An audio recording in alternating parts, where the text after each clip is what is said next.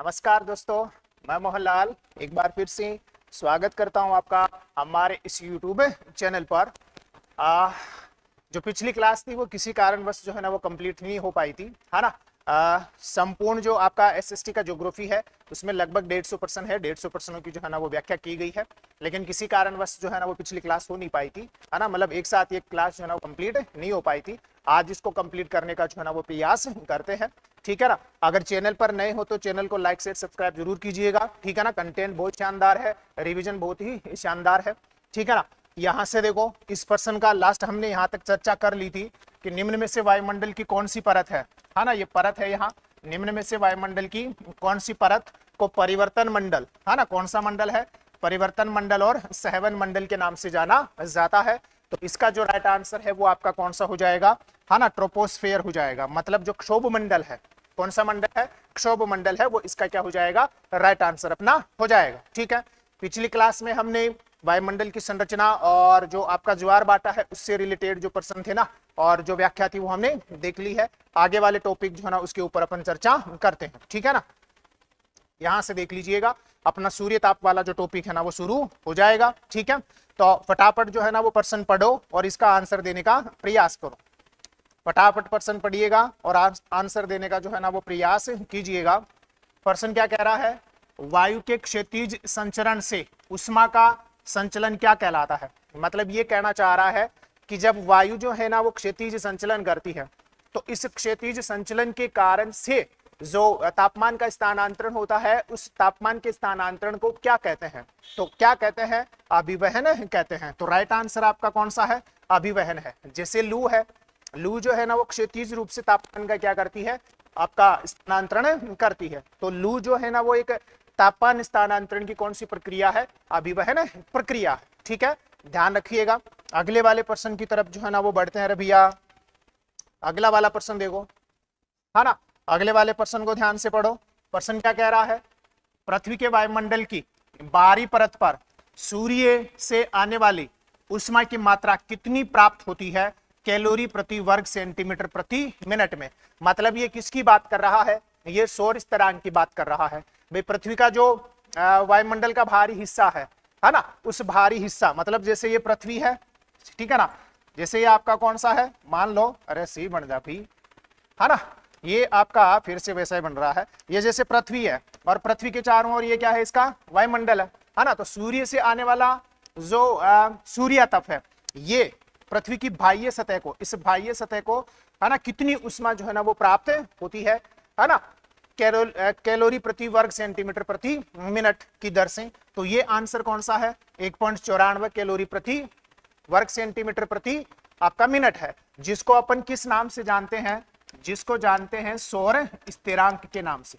किसके नाम से, सौर जो स्थिरांक है ना। तो सौर स्थिरांक कितना है, सौर स्थिरांक होता है 1.94 कैलोरी प्रति वर्ग सेंटीमीटर प्रति मिनट होता है, ठीक है, ध्यान रखिएगा। तो इस प्रश्न का आंसर 1.94 कैलोरी प्रति वर्ग सेंटीमीटर जो है ना वो आपका प्रति मिनट हो जाएगा। देखो यहां लिखा हुआ भी है, अगर आप पढ़ो तो क्या लिखा हुआ है, सौर स्थिरांक। तो सौर स्थिरांक का मतलब क्या है, पृथ्वी के वायुमंडल की बाहरी परत पर सूर्य से आने वाली उष्मा औसतन कितनी है, देख लो 1.94 कैलोरी प्रति वर्ग सेंटीमीटर प्रति मिनट प्राप्त होती है। इसी को किस नाम से जानते हैं, इसी को सौर स्थिरांक के नाम से जानते हैं, ठीक है, ये ध्यान रख लीजिएगा। प्रश्न बन सकता है सौर स्थिरांक क्या है, मतलब क्या होता है और सौर स्थिरांक की मात्रा कितनी होती है, ठीक है, ध्यान रख लीजिएगा। अगले वाले प्रश्न की तरफ जो है ना भैया मूव करते हैं, है ना। प्रश्न क्या कह रहा है, पृथ्वी को अधिकतम सूर्य तप की मात्रा प्राप्त होती है। मतलब सूर्य से आने वाला जो प्रकाश है, सूर्य से आने वाली जो ऊर्जा है, सूर्य से आने वाला जो विकिरण है उसको किस नाम से जानते हैं, इंसोलेशन के नाम से जानते हैं, सूर्य तप के नाम से जानते हैं। और सूर्य तप की मात्रा सबसे ज्यादा कहाँ जो है ना वो प्राप्त होती है, तो देखो ध्रुवीय भागों में प्राप्त नहीं होती है, ध्यान रखना। विषुवतरेखीय भागों में भी सर्वाधिक प्राप्त नहीं होती है, ध्यान रखना, है ना। शीत एवं शीतोष्ण कटिबंधीय भागों में भी प्राप्त नहीं होती है। सबसे ज्यादा कहाँ प्राप्त होती है, उपोष्ण कटिबंधीय मरुस्थलीय भागों में, है ना। यहाँ क्यों प्राप्त होती है, विषुवत रेखा पर क्यों प्राप्त नहीं होती, क्योंकि विषुवत रेखा पर जो है ना उष्ण आर्द्र जलवायु के कारण से वर्ष भर जो है वो आपके बादल छाए रहते हैं, और बादल जो है ना वो सूर्य से आने वाले विकिरण को क्या कर लेता है, रोक लेता है। और जो उष्ण कटिबंधीय मरुस्थलीय क्षेत्र है वहां प्रतिचक्रवातीय दशाएं पाई जाती है ना, और वहां का जो आसमान है वो क्या रहता है, बादल रहित रहता है, इस वजह से। ठीक है, ध्यान रखिएगा इस प्रश्न का आंसर। देखो थोड़ी सी व्याख्या भी की हुई है, जो मैंने अभी बोला है ना वही चीजें हैं यहाँ, तो पढ़ो। देखो क्या है, पृथ्वी पर अधिकतम सूर्य तप की मात्रा की प्राप्ति विषुवत रेखा पर न होकर, किस पर न होकर, विषुवत रेखा पर न होकर कौन से वाले भागों में होती है, उपोष्ण कटिबंधीय मरुस्थलीय भागों में होती है। ऐसा क्यों होता है, विषुवत रेखीय भागों में उष्ण आर्द्र जलवायु होने से वर्ष भर क्या रहते हैं, बादल छाए रहते हैं, जबकि उपोष्ण कटिबंधीय जो भाग हैं वो वर्ष भर क्या रहते हैं, बादल रहित रहते हैं। इसी वजह से सर्वाधिक सूर्य तप की मात्रा जो है ना वो विषुवत रेखीय भागों में प्राप्त नहीं होती है। कहां प्राप्त होती है, उपोष्ण कटिबंध, और उपोष्ण कटिबंध में भी कौन से वाले भाग, मरुस्थलीय भाग। ठीक है, ध्यान रखना। इंसोलेशन का मतलब होता है सूर्य तप, तो सूर्य तप का मतलब क्या होता है, इनकमिंग सोलर रेडिएशन, मतलब सूर्य से आने वाला विकिरण।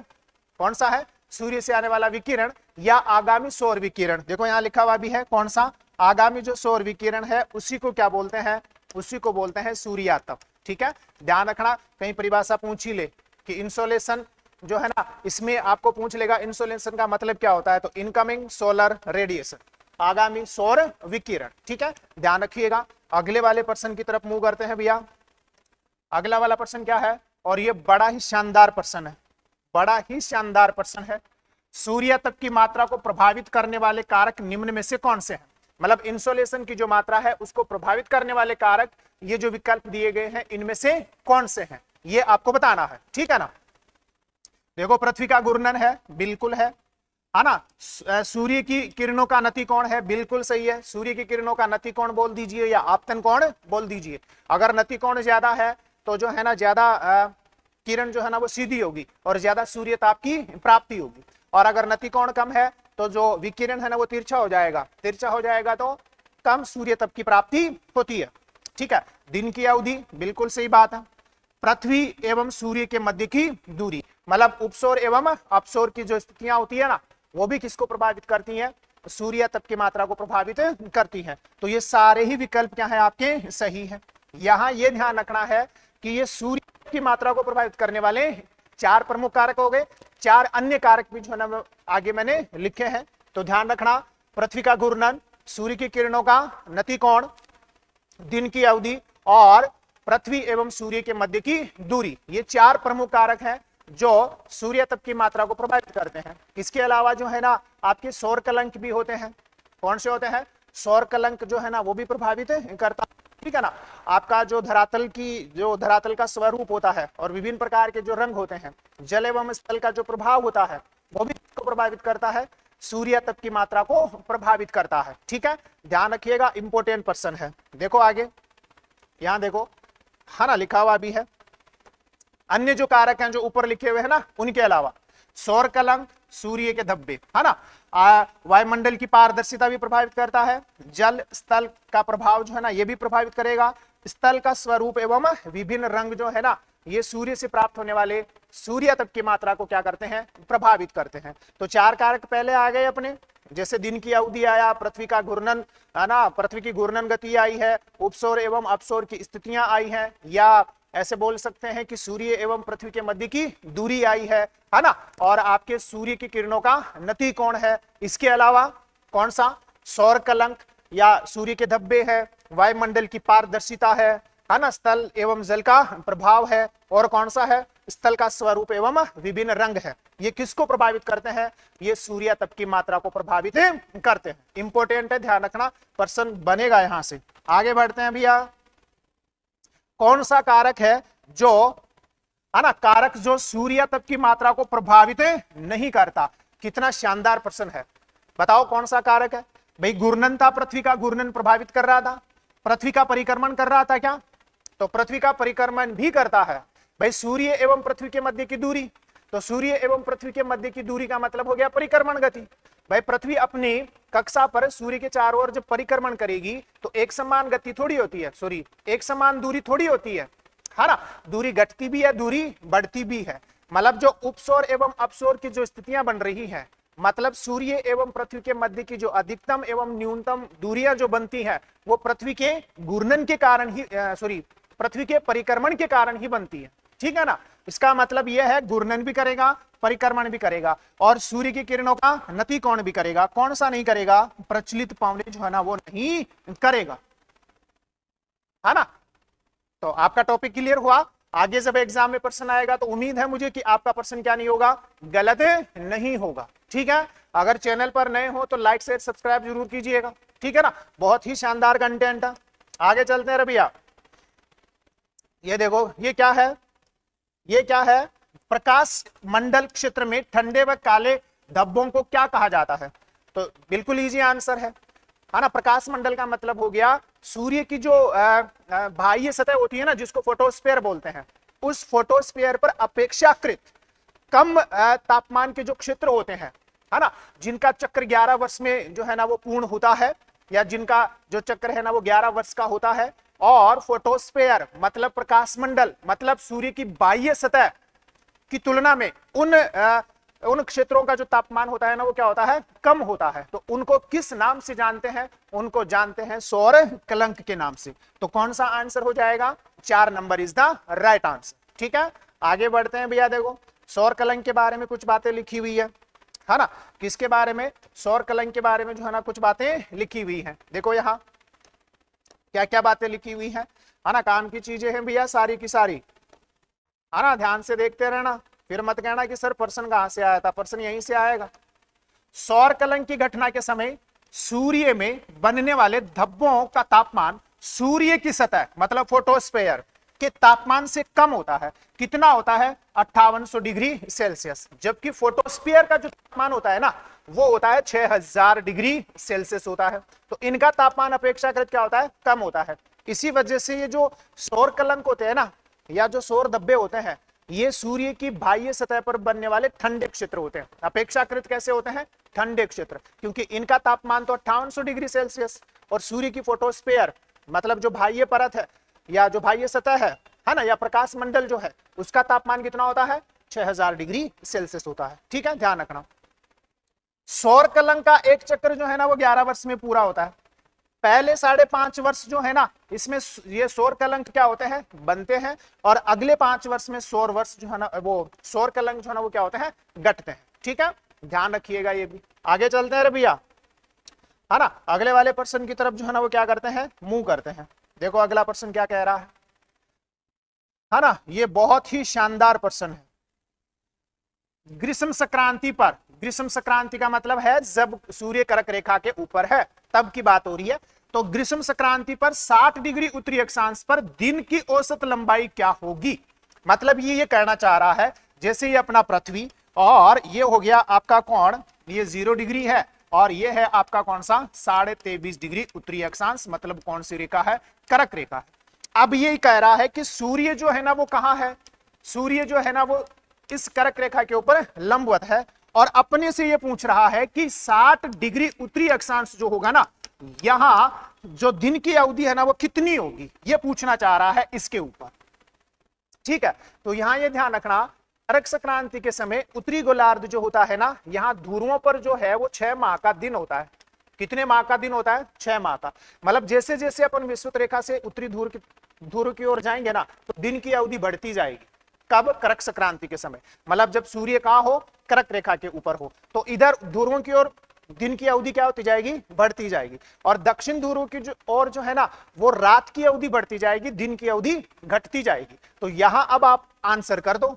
5 घंटे 33 मिनट नहीं होगा, 16 घंटे 27 मिनट नहीं होगा, 15 घंटे 27 मिनट नहीं होगा। कौन सा आंसर आ जाएगा? 18 घंटे और 27 minute is the right answer. ठीक है, कैसे है देखो आगे, बहुत ही काम का प्रश्न है ये। देखो यहां बात लिखी हुई भी है और इसको ध्यान से देख लो। अगर कौन सी तारीख की बात करें, यहां से देखो, अगर अपन 21 जून की बात करें, 21 जून को 0 डिग्री जो अक्षांश है वहां 12 घंटे का दिन होगा। 20 डिग्री उत्तरी अक्षांश है ना, यहां होगा 13 घंटे 12 मिनट का, और 20 डिग्री दक्षिणी अक्षांश पर होगा 10 घंटे और 48 मिनट का। कब?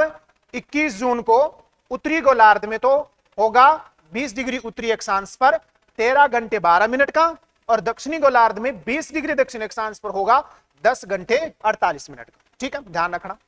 40 डिग्री उत्तरी अक्षांश पर होगा 14 घंटे 52 मिनट का, और 40 डिग्री दक्षिण अक्षांश पर होगा 9 घंटे और 8 मिनट का हो जाएगा, ध्यान रखना।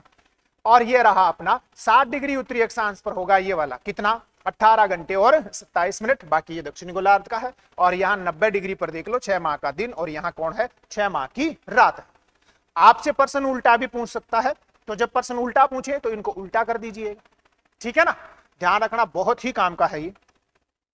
अगला वाला प्रश्न, और ये और भी ज्यादा काम का है, ये समझने वाला प्रश्न है। यदि सूर्य मकर रेखा पर सीधा या लंबवत होता है तो बताइए कर्क रेखा पर सूर्य की किरणों का कितने डिग्री का कोण बनेगा। मतलब ये क्या कहना चाह रहा है, जैसे आप ऐसे मानो ये अपनी पृथ्वी है, ठीक है, और ये अब क्या कह रहा है, इसको देखो आप, ये कह रहा है कि सूर्य मकर रेखा पर है, तो देखो ये तो हो गया 0 डिग्री, ठीक है ना, और ये हो गया आपका कौन सा 23.5 डिग्री आपका उत्तरी अक्षांश, मतलब ये हो गई कौन सी, कर्क रेखा, ठीक है, और ये हो गया आपका कौन सा 23.5 डिग्री दक्षिणी अक्षांश, मतलब कौन सा हो गया है, मकर रेखा हो गया है। अब ये पहले कह क्या रहा है वो देखो, सूर्य कहां है, मकर रेखा पर, तो भैया देख सूर्य यहां है, ये कहना चाह रहा है सूर्य मकर रेखा पर है, और पूछ क्या रहा है, कर्क रेखा पर सूर्य की किरणों का कोण, मतलब यहां से यहां कर्क रेखा के ऊपर सूर्य की किरणों का कोण कितने डिग्री का होगा। तो इस प्रकार का प्रश्न जब आप हल करो ना, तो आपको सबसे पहले क्या निकालना है कि पहले तो ये देखना है सूर्य जो है ना वो कौन सी अक्षांश पर है, ठीक है, और फिर कौन सी अक्षांश का जो है ना वो सूर्य की किरणों का कोण पूछ रहा है। तो जिस अक्षांश पर सूर्य है और जिस अक्षांश का कोण पूछा जा रहा है उनके मध्य टोटल अक्षांश कितने आए, है ना, उनके मध्य टोटल अक्षांश कितने हैं उनको जोड़ना है, और 90 डिग्री में से क्या कर देना है, माइनस कर देना है। मतलब देखो यहां से, है ना, मकर रेखा से 0 डिग्री तक तो हो गया कितना, मकर रेखा से 0 डिग्री तक तो हो गए 23.5 डिग्री अक्षांश हो गए, और 0 डिग्री से 23.5 डिग्री उत्तरी अक्षांश तक भी कितने हो गए, 23.5 डिग्री हो गए। अब 23.5 और 23.5 कौन कौन, 23.5 प्लस 23.5 डिग्री जो है ना, ये टोटल हो गए कितने डिग्री, 47 डिग्री। अब इस 47 डिग्री को आपको क्या करना है, 90 डिग्री में से माइनस करना है। 90 डिग्री में से जब आप 47 डिग्री माइनस करोगे तो कितने डिग्री का कोण बनेगा, 43 डिग्री। कितने डिग्री का कोण बनेगा, 43 डिग्री का जो है ना वो आपका कोण बन जाएगा। ठीक है, ध्यान रखना, बहुत ही महत्वपूर्ण था ये। ठीक है, इस प्रकार का प्रश्न बनेगा। ठीक है ना, चैनल पर नए हो तो लाइक शेयर सब्सक्राइब जरूर कीजिएगा। आगे बढ़ते हैं भैया, अगला प्रश्न देखो, एल्बिडो क्या होता है। ये बहुत ही ज्यादा महत्वपूर्ण प्रश्न है। कौन सा वाला, एल्बिडो से क्या तात्पर्य है, उष्मा को सोखने की क्षमता, सूर्य की किरणों के मार्ग को परिवर्तित करने की क्षमता, न तो ये नहीं, ये धरातल से वायु के स्थानांतरित उष्मा की मात्रा, ये भी गलत है। कौन सा आंसर आएगा, ये आंसर आएगा धरातल से सौर विकिरण की परावर्तित मात्रा। मतलब सूर्य से आने वाला विकिरण और धरातलीय सतह से परावर्तित होने वाला विकिरण, सूर्य से आने वाला विकिरण और धरातलीय सतह से परावर्तित होने वाला विकिरण, इन दोनों के बीच का जो अनुपात है ना वही कौन है, एल्बिडो। सूर्य से आने वाला विकिरण, धरातलीय सतह से परावर्तित होने वाला विकिरण, इन दोनों के बीच का जो अनुपात है वही कौन है, आपका एल्बिडो है। ध्यान रखना, बहुत ही महत्वपूर्ण है। कुछ एल्बिडो के बारे में बातें लिखी हुई है, इनको एक बार जो ना थोड़ा सा पढ़ लीजिएगा। क्या क्या बातें लिखी हुई है, एल्बिडो को धवलता भी बोलते हैं, स्वीति भी बोलते हैं, और प्रत्यावर्तिता गुणांक भी कहा जाता है। कोई भी एक नाम जो है ना एग्जामिनर काम में ले सकता है। ठीक है, ध्यान रखिएगा। सूर्य से आपतित विकिरण, मतलब सूर्य से आने वाला विकिरण। ठीक है, तो सूर्य से आपतित विकिरण धरातल या सतह से परावर्तित विकिरणों के अनुपात को क्या बोलते हैं रबिया, एल्बिडो बोलते हैं। ध्यान रखना, सूर्य से आने वाला जो विकिरण होता है ना वो लघु तरंग के रूप में होता है, और पृथ्वी से जो परावर्तित विकिरण होगा ना वो भी किसके रूप में होगा, लघु तरंग के रूप में ही होगा। ध्यान रखना, देखो एल्बिडो में परावर्तित होने वाला विकिरण भी किसके रूप में होगा, लघु तरंग के रूप में। मतलब सूर्य से आने वाला विकिरण लघु तरंग के रूप में है, तो परावर्तित होने वाला विकिरण भी किस में होगा, लघु तरंग के रूप में ही होगा। ठीक है, आगे चलो, ये इंपॉर्टेंट है बहुत ज्यादा। पृथ्वी का औसत एल्बिडो होगा 24 से 34 के मध्य या 30%, 24 से 34% या फिर 30% के आसपास जो है ना वो पृथ्वी का क्या होगा, औसत एल्बिडो होगा। ठीक है, आगे बढ़ते हैं रे भैया, आ जाओ, ये प्रश्न का आंसर तो देंगे। क्या कह रहा है, पृथ्वी का औसत एल्बिडो है, तो बताओ कितना है, 31%, 27 या 47 या 35, तो कौन सा आंसर आ जाएगा, 35 इज द राइट आंसर। 24 से लगाकर 34 के मध्य होगा, तो कौन सा राइट आंसर आ जाएगा, 35% इज द राइट आंसर। 27 नहीं आएगा, ध्यान रख लेना, 31 भी नहीं आएगा, ध्यान रख लेना, ठीक है ना। आगे अब देखो, एल्बिडो को प्रभावित करने वाले कारक कौन कौन से हैं, क्योंकि ये बहुत ही महत्वपूर्ण है। एल्बिडो को प्रभावित करने वाले कारक, सीधी किरणों का एल्बिडो कम होता है, जो बिल्कुल स्ट्रेट आती है, जिनका आपतन कोण बहुत ज्यादा होता है, उनका क्या होगा, एल्बिडो कम होगा। और तिरछी किरणों का जो एल्बिडो है ना वो क्या होगा, ज्यादा होगा। इसका मतलब क्या हुआ, सीधी किरणें कहां आती हैं, विषुवत रेखा पर, तिरछी किरणें कहां जाती हैं, ध्रुवों पर। तो जैसे जैसे विषुवत रेखा से ध्रुवों की ओर जाएंगे, एल्बिडो की मात्रा बढ़ती जाएगी। देखो यहां लिखा हुआ है, विषुवत रेखा से ध्रुवों की ओर एल्बिडो की मात्रा बढ़ेगी, क्योंकि तिरछी किरण जो है ना वो बढ़ती जाएगी। तिरछी किरण का एल्बिडो क्या होता है, ज्यादा होता है। हल्के रंग का एल्बिडो अधिक होगा, है ना। गहरे रंग का एल्बिडो कम होता है, क्योंकि वो अवशोषित कर लेगा। चिकनी सतह का एल्बिडो जो है ना वो क्या होता है, ज्यादा होता है। खुरदरी सतह का एल्बिडो क्या होता है, कम होता है। और बहुत ही ज्यादा महत्वपूर्ण, सबसे ज्यादा एल्बिडो होता है बर्फ का। बर्फ में भी ताजी जो बर्फ होती है ना, नई बर्फ, ये नमी नहीं है, ये नई बर्फ है। जो ताजी बर्फ होती है ना, ताजा बर्फ, उसका होता है ज्यादा। पुरानी जो बर्फ होती है ना, उसका क्या होता है, कम होता है। मतलब ज्यादा एल्बिडो किसका होगा, बर्फ का होगा। बर्फ में भी किसका होगा, नई बर्फ का एल्बिडो ज्यादा होगा, पुरानी का कम होगा। ठीक है, आगे बढ़ते हैं भैया। यहां देखो, बादलों का, बर्फ के बाद में बादलों का एल्बिडो ज्यादा होता है ना। अब कौन से बादलों का होगा, घने बादलों का ज्यादा होता है, हल्के बादलों का कम होता है। घने बादलों का 70 से 80%, हल्के बादलों का 25 से 80%। फिर 3 नंबर पर आ गया घास का मैदान, 14 से 37%। घास के मैदान के बाद में कौन है, बालू रेत है ना, 20 से 30%। फिर शुष्क भूमि है, 15 से 25%। आर्द्र भूमि है 10%। यहां देखो कितने काम की, बालू रेत का ज्यादा है शुष्क भूमि से, है ना, और शुष्क भूमि का ज्यादा है किससे, आर्द्र भूमि से। ठीक है, ध्यान रखना। काली मृदा का 8 से 14 और वन क्षेत्र का 5 से 10। ठीक है, और इस वाले क्षेत्र में जल का जो है ना वो 3 से 5% होता है। ध्यान रख लेना, ये एल्बिडो वाला ये भी काम का है, बहुत ज्यादा काम का है। सीधा प्रश्न आ जाएगा। ठीक है, देखो कैसे आएगा, किस सतह का एल्बिडो सर्वाधिक होता है, बताओ। ताजा गिरी बर्फ का, या घने बादल का, या पुरानी बर्फ का, या मिट्टी का। तो दिए गए ऑप्शन के अनुसार बर्फ का, और बर्फ में भी कौन सी का, ताजा बर्फ का, है ना।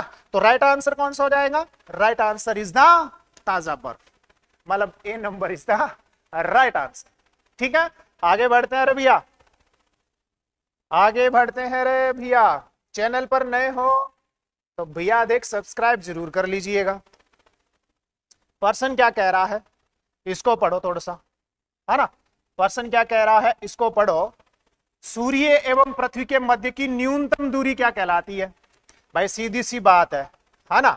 ये आपका सूर्य, ये तो कौन है, सूर्य। ठीक है, सूर्य के चारों ओर जो है ना वो चक्कर कौन काटेगी, पृथ्वी काटेगी, है ना। तो ये एक पृथ्वी तो यहाँ है, और एक पृथ्वी जो है ना वो आपकी मान लो यहाँ है।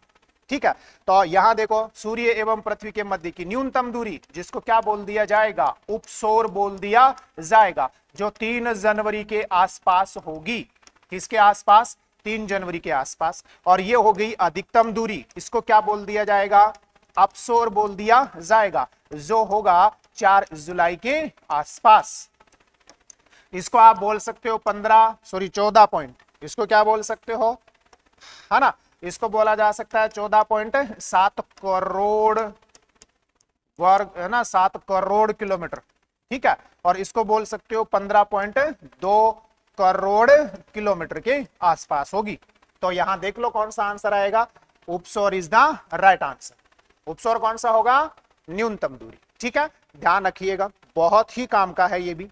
आगे बढ़ते हैं भैया, देखो यहां लिखा हुआ भी है, क्या लिखा हुआ है, अपसौर पृथ्वी एवं सूर्य के मध्य की अधिकतम दूरी माना 15.2 करोड़ किलोमीटर, 4 जुलाई के आसपास। उपसौर पृथ्वी एवं सूर्य के मध्य की न्यूनतम दूरी है ना 14.70 करोड़, कितने के आसपास, 3 जनवरी के आसपास। ठीक है, आगे बढ़ते हैं रे भैया। अगला प्रश्न देखो रे भैया, ये बहुत ही महत्वपूर्ण प्रश्न है, प्रश्न को ध्यान से पढ़ लो, बहुत ही महत्वपूर्ण प्रश्न है। उपसौर एवं अपसौर की स्थिति के प्रभावों के संबंध में निम्नलिखित कथनों पर विचार कीजिए, है ना, बहुत महत्वपूर्ण प्रश्न है।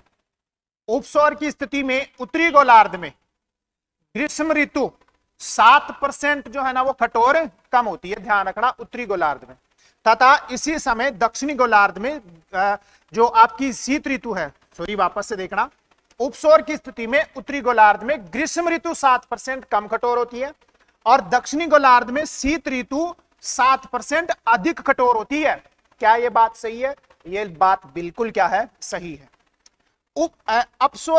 उपसौर की स्थिति में उत्तरी गोलार्ध में शीत ऋतु 7% कम कठोर होती है तथा दक्षिणी गोलार्ध में ग्रीष्म ऋतु 7% अधिक कठोर होती है। तो यह भी सही है, मतलब ज्यादा प्रभाव जो है ना वो कौन से गोलार्ध पर पड़ेगा, ज्यादा प्रभाव जो है ना वो दक्षिणी गोलार्ध पर पड़ेगा। दक्षिणी गोलार्ध में ही 7% गर्मियां ज्यादा कठोर होंगी और दक्षिणी गोलार्ध में ही 7% सर्दियां ज्यादा होंगी। ठीक है, तो दोनों ही कथन क्या है, सही है। ठीक है, जिस भी विद्यार्थी ने इसका ए नंबर आंसर दिया है बधाई का पात्र है। ये आपकी आई गई है ना। सूर्य एवं पृथ्वी के मध्य की अधिकतम दूरी होती है 4 जुलाई के आसपास। किसके आसपास? 4 जुलाई के आसपास, है ना। फटाक दे जो है ना इसका आंसर आप लोगों ने दे दिया होगा। ठीक है ना, आगे बढ़ते हैं भैया। अगला प्रश्न देखो, धरातल पर, यह बहुत महत्वपूर्ण प्रश्न है और आपके एग्जाम में छपेगा, बता दिया है, आपके एग्जाम में छपेगा। धरातल पर प्राप्त सूर्यातप की मात्रा उष्णकटिबंधीय भागों में और ध्रुवीय भागों में क्रमशः कितनी होती है? ध्यान रख लेना, यह प्रश्न बनेगा 100%, है ना। तो कितनी होती है? आपके उष्णकटिबंधीय भागों में तो होती है 320 वाट प्रति वर्ग मीटर होती है, यह तो होती है उष्णकटिबंधीय क्षेत्रों में, और ध्रुवीय भागों में होती है 70 वाट प्रति वर्ग मीटर होती है। ध्यान रख लेना, आपकी एग्जाम में यह प्रश्न छपेगा। ठीक है, आगे बढ़ते हैं भैया, है ना। आगे ये तो आपका सबको पता है कि भैया जो सुबह और शाम को लालिमा युक्त जो आपका होता है और दिन के समय जो है ना आसमान का रंग नीला दिखाई देता है, तो वो किसके कारण से होता है? प्रकाश के प्रकीर्णन के कारण से। तो आप लोगों को ये तो पता है। यहां से देखो नया प्रश्न जो है ना वो आपका शुरू हो रहा है, तो प्रश्न को पढ़ो और इसका राइट आंसर देने का प्रयास करो। देखिए फटाफट राइट आंसर देने का प्रयास करो रे भैया। क्या है? निरपेक्ष आर्द्रता को प्रदर्शित करने की इकाई क्या है? निरपेक्ष आर्द्रता का मतलब होता है निश्चित तापमान और आयतन वाली वायु में मौजूद वास्तविक जलवाष्प की जो मात्रा होती है ना, उसको क्या बोलते हैं? निरपेक्ष आर्द्रता, जिसे ग्राम प्रति घन मीटर में क्या किया जाता है? प्रदर्शित किया जाता है। तो राइट आंसर कौन सा हो गया? 1 number is the right answer. ठीक है, अगले वाले प्रश्न की तरफ मुंह करता हूं। अच्छा, यहां कुछ बातें लिखी हुई है, देखो। एक निश्चित तापमान व वायुदाब वाली वायु में उपस्थित वास्तविक आर्द्रता की जो मात्रा है उसी को क्या बोलते हैं? निरपेक्ष आर्द्रता, जिसे ग्राम प्रति घन मीटर या ग्रेन, ये भी आ सकता है, ग्रेन प्रति फुट इकाई में क्या किया जाता है? मापा जाता है। ठीक है, ध्यान रख लीजिएगा, बहुत ही काम का था ये। आगे बढ़ते हैं भैया, इस प्रश्न का आंसर दो। देखिए प्रश्न क्या कह रहा है, निम्न में से किस प्रकार की आर्द्रता को प्रति किलोग्राम वायु में जलवाष्प की मात्रा ग्राम में व्यक्त किया जाता है? तो भाई देखो, निरपेक्ष आर्द्रता तो होगी नहीं, अभी देख लिया, ये तो ग्राम प्रति घन है ना, ग्राम प्रति घन जो आपका फुट था उसमें जो है ना वो ग्राम प्रति घन मीटर में क्या किया जाता है? मापा जाता है, और ग्रेन प्रति फुट में जो है ना इसको मापा जाता है, तो ये तो होगा नहीं। सापेक्षिक आर्द्रता परसेंटेज में मापी जाती है, ध्यान रख लेना, तो ये भी नहीं होगा। अनुकूलतम आर्द्रता कुछ होती नहीं है, तो लास्ट में बचा कौन सा? विशिष्ट आर्द्रता। कौन सी आर्द्रता? विशिष्ट आर्द्रता। ध्यान रख लेना, इसी को किस में मापा जाता है? आपका है ना प्रति किलोग्राम वायु जो भार है उसमें मापा जाता है। देखो यहां बढ़ते वायु दाब, कितना शानदार प्रश्न है ना। बढ़ते तापमान पर वायु की आर्द्रता धारण करने की क्षमता क्या होती है भाई? घटती है या बढ़ती है? जब तापमान मिलता है ना वायु को, है ना, तो वायु के आयतन में जो है ना वो वृद्धि होती है। जब आयतन में वृद्धि होती है तो उसमें आर्द्रता ग्रहण करने की क्षमता क्या हो जाती है? बढ़ जाती है। मतलब जैसे जैसे तापमान बढ़ेगा वैसे वैसे वायु के आर्द्रता ग्रहण करने की क्षमता क्या होती जाएगी, बढ़ती जाएगी। तो राइट आंसर कौन सा होगा, बढ़ती दर से बढ़ती जाएगी। ठीक है, ध्यान रखिएगा भी। आगे चलते हैं रे भैया, अगले वाले प्रश्न का आंसर दो। सापेक्षिक आर्द्रता को मापने का उपकरण कौन सा है, फटाफट जो है ना इसका आंसर दो, है ना। कौन सा है, हाइग्रोमीटर। कौन सा मीटर है, hygrometer is the right answer. ठीक है, आगे बढ़ते हैं रे भैया, है ना। अगले वाले प्रश्न की तरफ बढ़ते हैं। यह है काम का प्रश्न। इस प्रश्न का आंसर दो। देखिए प्रश्न क्या कह रहा है, आर्द्रता मापने की निम्न में से कौन सी विधि दाब तथा ताप के बदलाव से प्रभावित नहीं होती। देखो सापेक्षिक आर्द्रता जो है ना, जैसे ही तापमान बढ़ेगा हवा का तो आर्द्रता ग्रहण करने की क्षमता बढ़ जाएगी, सापेक्षिक आर्द्रता प्रभावित होगी। वाष्प दाब कुछ होता नहीं है, तो ये दो तो विकल्प गए। नीचे निरपेक्ष आर्द्रता में हमने परिभाषा में देखा था, निश्चित तापमान और निश्चित आयतन वाली हवा है। जैसे उसके तापमान में वृद्धि होगी तो उसमें जो है ना आर्द्रता है वो भी क्या होगी, प्रभावित होगी। जो वास्तविक आर्द्रता है वो क्या होगी, प्रभावित होगी। मतलब कौन सा आंसर आएगा, विशिष्ट आर्द्रता है।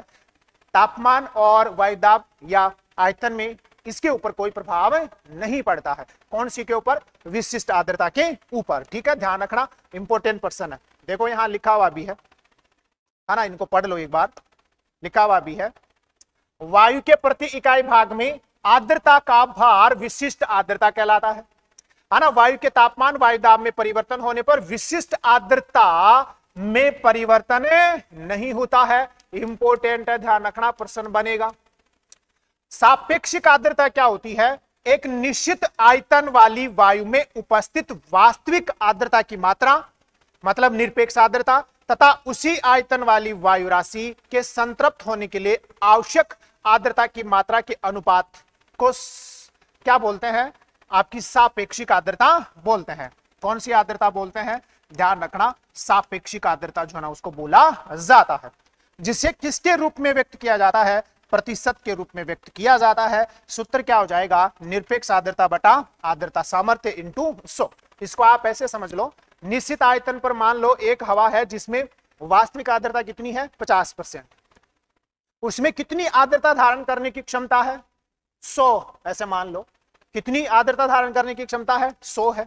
इंटू कितना करोगे, 100 करोगे, तो जो सापेक्षिक आर्द्रता निकल कर आएगी वो कितनी परसेंट निकल कर आएगी, 50%। मतलब वास्तविक आर्द्रता उसमें 100 है, सॉरी वास्तविक आर्द्रता की मात्रा 50 है। ऐसे मान लो 50 ग्राम है, ऐसे मान लो वास्तविक आर्द्रता की मात्रा 50 ग्राम है, लेकिन आर्द्रता ग्रहण करने की क्षमता उसमें कितनी है, 100 है। मतलब 100 जो है ना और क्या आ सकती है उसमें, 100 ग्राम 50 ग्राम और क्या आ सकती है, आर्द्रता आ सकती है। भाई वास्तविक आर्द्रता कितनी है, 50 ग्राम, लेकिन उसकी क्षमता कितनी की है, 100 ग्राम की, तो 50 ग्राम और आ सकती है ना उसमें आर्द्रता। तो परसेंटेज कैसे निकलेगा, है ना, सापेक्षिक आर्द्रता कैसे निकाली जाएगी, वास्तविक आर्द्रता की मात्रा आर्द्रता ग्रहण करने की क्षमता इंटू 100। ठीक है ना, और वही कौन है, सापेक्षिक आर्द्रता है, वही कौन है, सापेक्षिक आर्द्रता। ठीक है, अगले वाले प्रश्न की तरफ मूव करता हूं भैया। ये देखो कितना शानदार प्रश्न है। निम्न में से कौन सा वायु की उस दशा को दर्शाता है जिसमें नमी उसकी क्षमता के अनुरूप होती है ना। ध्यान रखना, सापेक्षिक आर्द्रता तो नहीं है अभी, नमी उसकी क्षमता के अनुसार होती है क्या, वो सापेक्षिक आर्द्रता थोड़ी है। सापेक्षिक आर्द्रता तो है ना, सापेक्षिक आर्द्रता तो क्या होती है, जो आपकी वास्तविक आर्द्रता होती है और उसमें आर्द्रता धारण करने की जो क्षमता होती है उनके बीच का अनुपात होता है कौन, सापेक्षिक आर्द्रता। तो होगा नहीं। निरपेक्ष आर्द्रता तो वास्तविक आर्द्रता होती है, और एक इकाई क्षेत्र में जो आर्द्रता का भार होता है वो कौन होता है, विशिष्ट आर्द्रता। तो ये भी नहीं होगा, है ना। पूरी क्षमता का अनुसार जो है ना वो आपका आंसर कौन आएगा, आंसर आएगा संतृप्त हवा। जब एक वायु में उसकी क्षमता के अनुसार क्या आ जाती है, आर्द्रता आ जाती है, तो उस वायु को क्या बोल दिया जाता है, संतृप्त वायु बोल दिया जाता है। इसका मतलब यह है, जब एक निश्चित आयतन वाली वायु में 100% सापेक्षिक आर्द्रता हो जाए तो फिर उस वायु को क्या बोल दिया जाएगा, उस वायु को संतृप्त हवा जो है ना वो बोल दिया जाए। ठीक है, ध्यान रखिएगा। अगले वाले प्रश्न की तरफ मूव करते हैं। बिल्कुल इजी प्रश्न है। निम्नलिखित में से वह प्रक्रिया कौन सी है जिसके द्वारा जल द्रव से गैस में बदलता है, जल द्रव से गैस में बदलता है, वाष्पीकरण। कौन सा हो गया, वाष्पीकरण। भाई गैस से द्रव में थोड़ी बदलता है ना, द्रव से गैस में बदलता है वाष्पीकरण। और अगर है ना गैस से द्रव में या ठोस में बदलता है तो फिर वो संघनन हो जाएगा, ठीक है ना, ध्यान रखना। और यहां से जो व्याख्या की गई है ना वो बहुत ही ज्यादा काम की है, ध्यान रखना, वो व्याख्या बहुत ही ज्यादा काम की है। यहां से देखो फटाफट देखो क्या है संघनन, क्या है, जलवाष्प का जल के रूप में बदलना संघनन है। उष्माहास ही संघनन का कारण होता है। जैसे जैसे जो है ना तापमान कम होता जाएगा संघनन होना शुरू हो जाएगा। इंपोर्टेंट है ये इंपोर्टेंट है। दूसरा ये भी इंपोर्टेंट है, संघनन हवा के आयतन पर निर्भर करता है, उसके तापमान पर निर्भर करता है, उसके दाब पर निर्भर करता है और आर्द्रता पर क्या करता है, निर्भर करता है। कौन, संघनन। मतलब हवा का आयतन, तापमान, दाब और आर्द्रता की मात्रा से प्रभावित होता है कौन, संघनन, ठीक है। संघनन के लिए आवश्यक परिस्थितियां क्या है, एक तो वायु का आयतन नियत होना चाहिए, निश्चित होना चाहिए, एवं तापमान जो है ना वो कम होना चाहिए, ओसांक के बिंदु तक, हिमांक बिंदु तक चला जाना चाहिए। वायु का आयतन तथा तापमान दोनों ही कम होने चाहिए, तब संघनन शुरू हो जाएगा। वाष्पीकरण द्वारा वायु में और अधिक आर्द्रता जो है ना वो मिला देनी चाहिए, तब जाकर क्या शुरू हो जाएगा, आपका संघनन शुरू हो जाएगा, ठीक है, ध्यान रखना, इंपोर्टेंट है ये। अगले प्रश्न का आंसर तो देखें, कितना शानदार प्रश्न है, बहुत ही इंपॉर्टेंट प्रश्न है और डायरेक्ट आपके एग्जाम में छपने लायक प्रश्न है भैया, ध्यान रख लेना, डायरेक्ट आपके एग्जाम में छपने लायक प्रश्न है, डायरेक्ट आपकी एग्जाम में छपने लायक प्रश्न है, ये इंपॉर्टेंट प्रश्न है, लगा दिया है यहां, बहुत ज्यादा क्या है, इंपॉर्टेंट प्रश्न है, ठीक है ना, और एग्जाम में छपने लायक प्रश्न है। संघनन के रूप कौन से हैं, ध्यान रखना, तो देखो ओस संघनन का रूप है, कोहरा संघनन का रूप है, तुषार संघनन का रूप है, बादल संघनन का रूप है, कौन नहीं है, सहिम वृष्टि नहीं है। सहिम वृष्टि जो होती है ना वो वर्षण का रूप होती है, प्रेसिपिटेशन का रूप होती है, ठीक है। तो इसका आंसर कौन सा बना, B number is the right answer. तो जिसने भी इसका बी आंसर दिया है ना वो बधाई का पात्र है, ठीक है। अगला देखो, ये फिर से इंपॉर्टेंट प्रश्न, आपकी एग्जाम में छपने लायक प्रश्न, ठीक है, फिर से बता रहा हूं, फिर मत कहना। वर्षण के अंतर्गत कौन सा आता है, मतलब वर्षण के रूप कौन कौन से हैं ये बताना है। देखो फुहार होती है, ड्रिजल होता है, हिम वर्षा स्नोफॉल होता है, वर्षा रेनफॉल होता है, तुहिन जो है ना रिम होता है, ये चारों के चारों ही होते हैं, ध्यान रखना। ये किसके रूप होते हैं, ये वर्षण के रूप होते हैं, ध्यान रखना। कौन कौन से, ध्यान से देख लो कौन कौन से, फुहार, हिम वर्षा, वर्षा और कौन सा, तुहिन। जबकि जो आपका कौन सा था, ओस, जो आपका कौन सा था, कुहरा, है ना, जो आपका कौन सा था, तुषार, और जो आपका कौन सा था, बादल, ये किसके रूप होते हैं, ये सारे के सारे संघनन के रूप होते हैं। किसके रूप होते हैं, संघनन के, ठीक है ना, ध्यान रखना, इंपोर्टेंट प्रश्न, एग्जाम में छपने लायक प्रश्न। यहां देख लो सारी चीजें लिखी हुई है ना। जलवाष्प के संघनन के बाद नमी के मुक्त होने की अवस्था को वर्षण कहते हैं। वर्षण जब पानी के रूप में होता है तो उसको वर्षा कहते हैं। अब यहां से है काम का, वर्षण के रूप देखो, फुहार है, हिम वर्षा या हिमपात है, वर्षा है, सहिम वृष्टि है, करकरापात या आपका ओलाफतर मतलब ओलावृष्टि है, और तुहीन है। ये सारे के सारे जो है ना ये किसके रूप है, ये सारे के सारे वर्षा के रूप है, ठीक है। आगे बढ़ते हैं भैया, अगला प्रश्न, उत्पत्ति के आधार पर, किसके आधार पर, उत्पत्ति के आधार पर वर्षा के प्रकार निम्न में से कौन से हैं। उत्पत्ति के आधार पर सहवनीय वर्षा होती है, बिल्कुल सही है।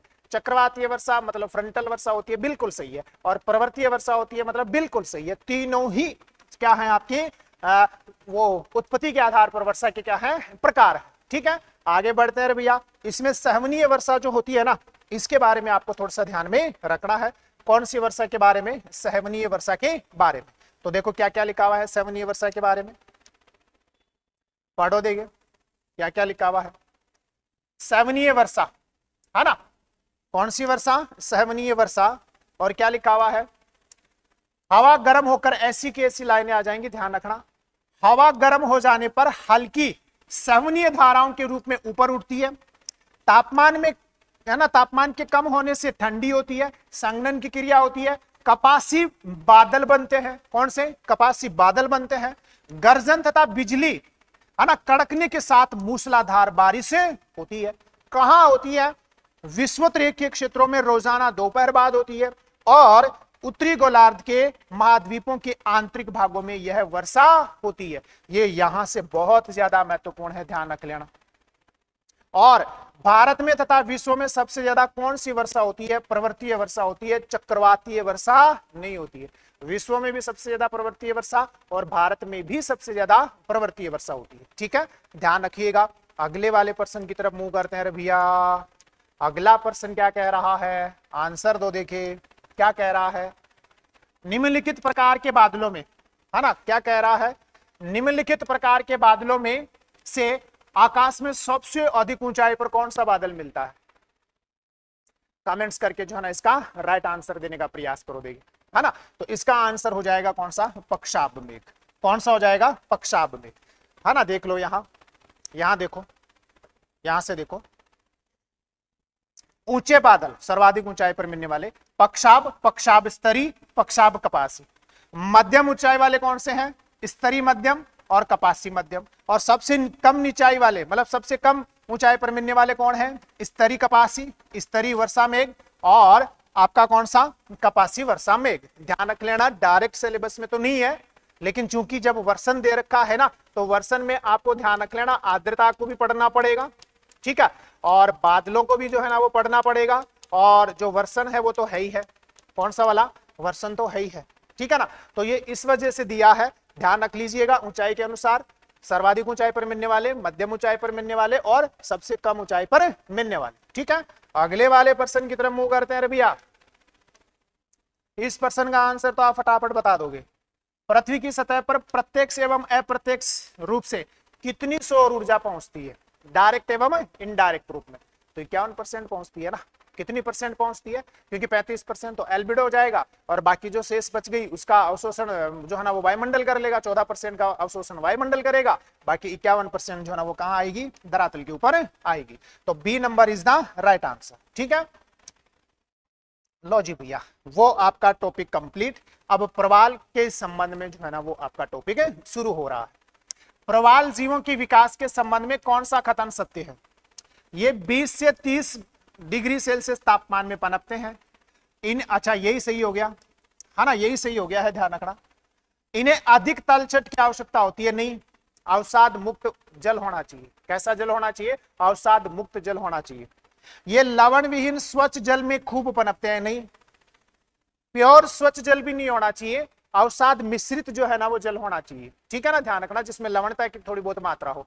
प्योर शुद्ध पानी में नहीं पनपेंगे, ये ध्यान रख लेना।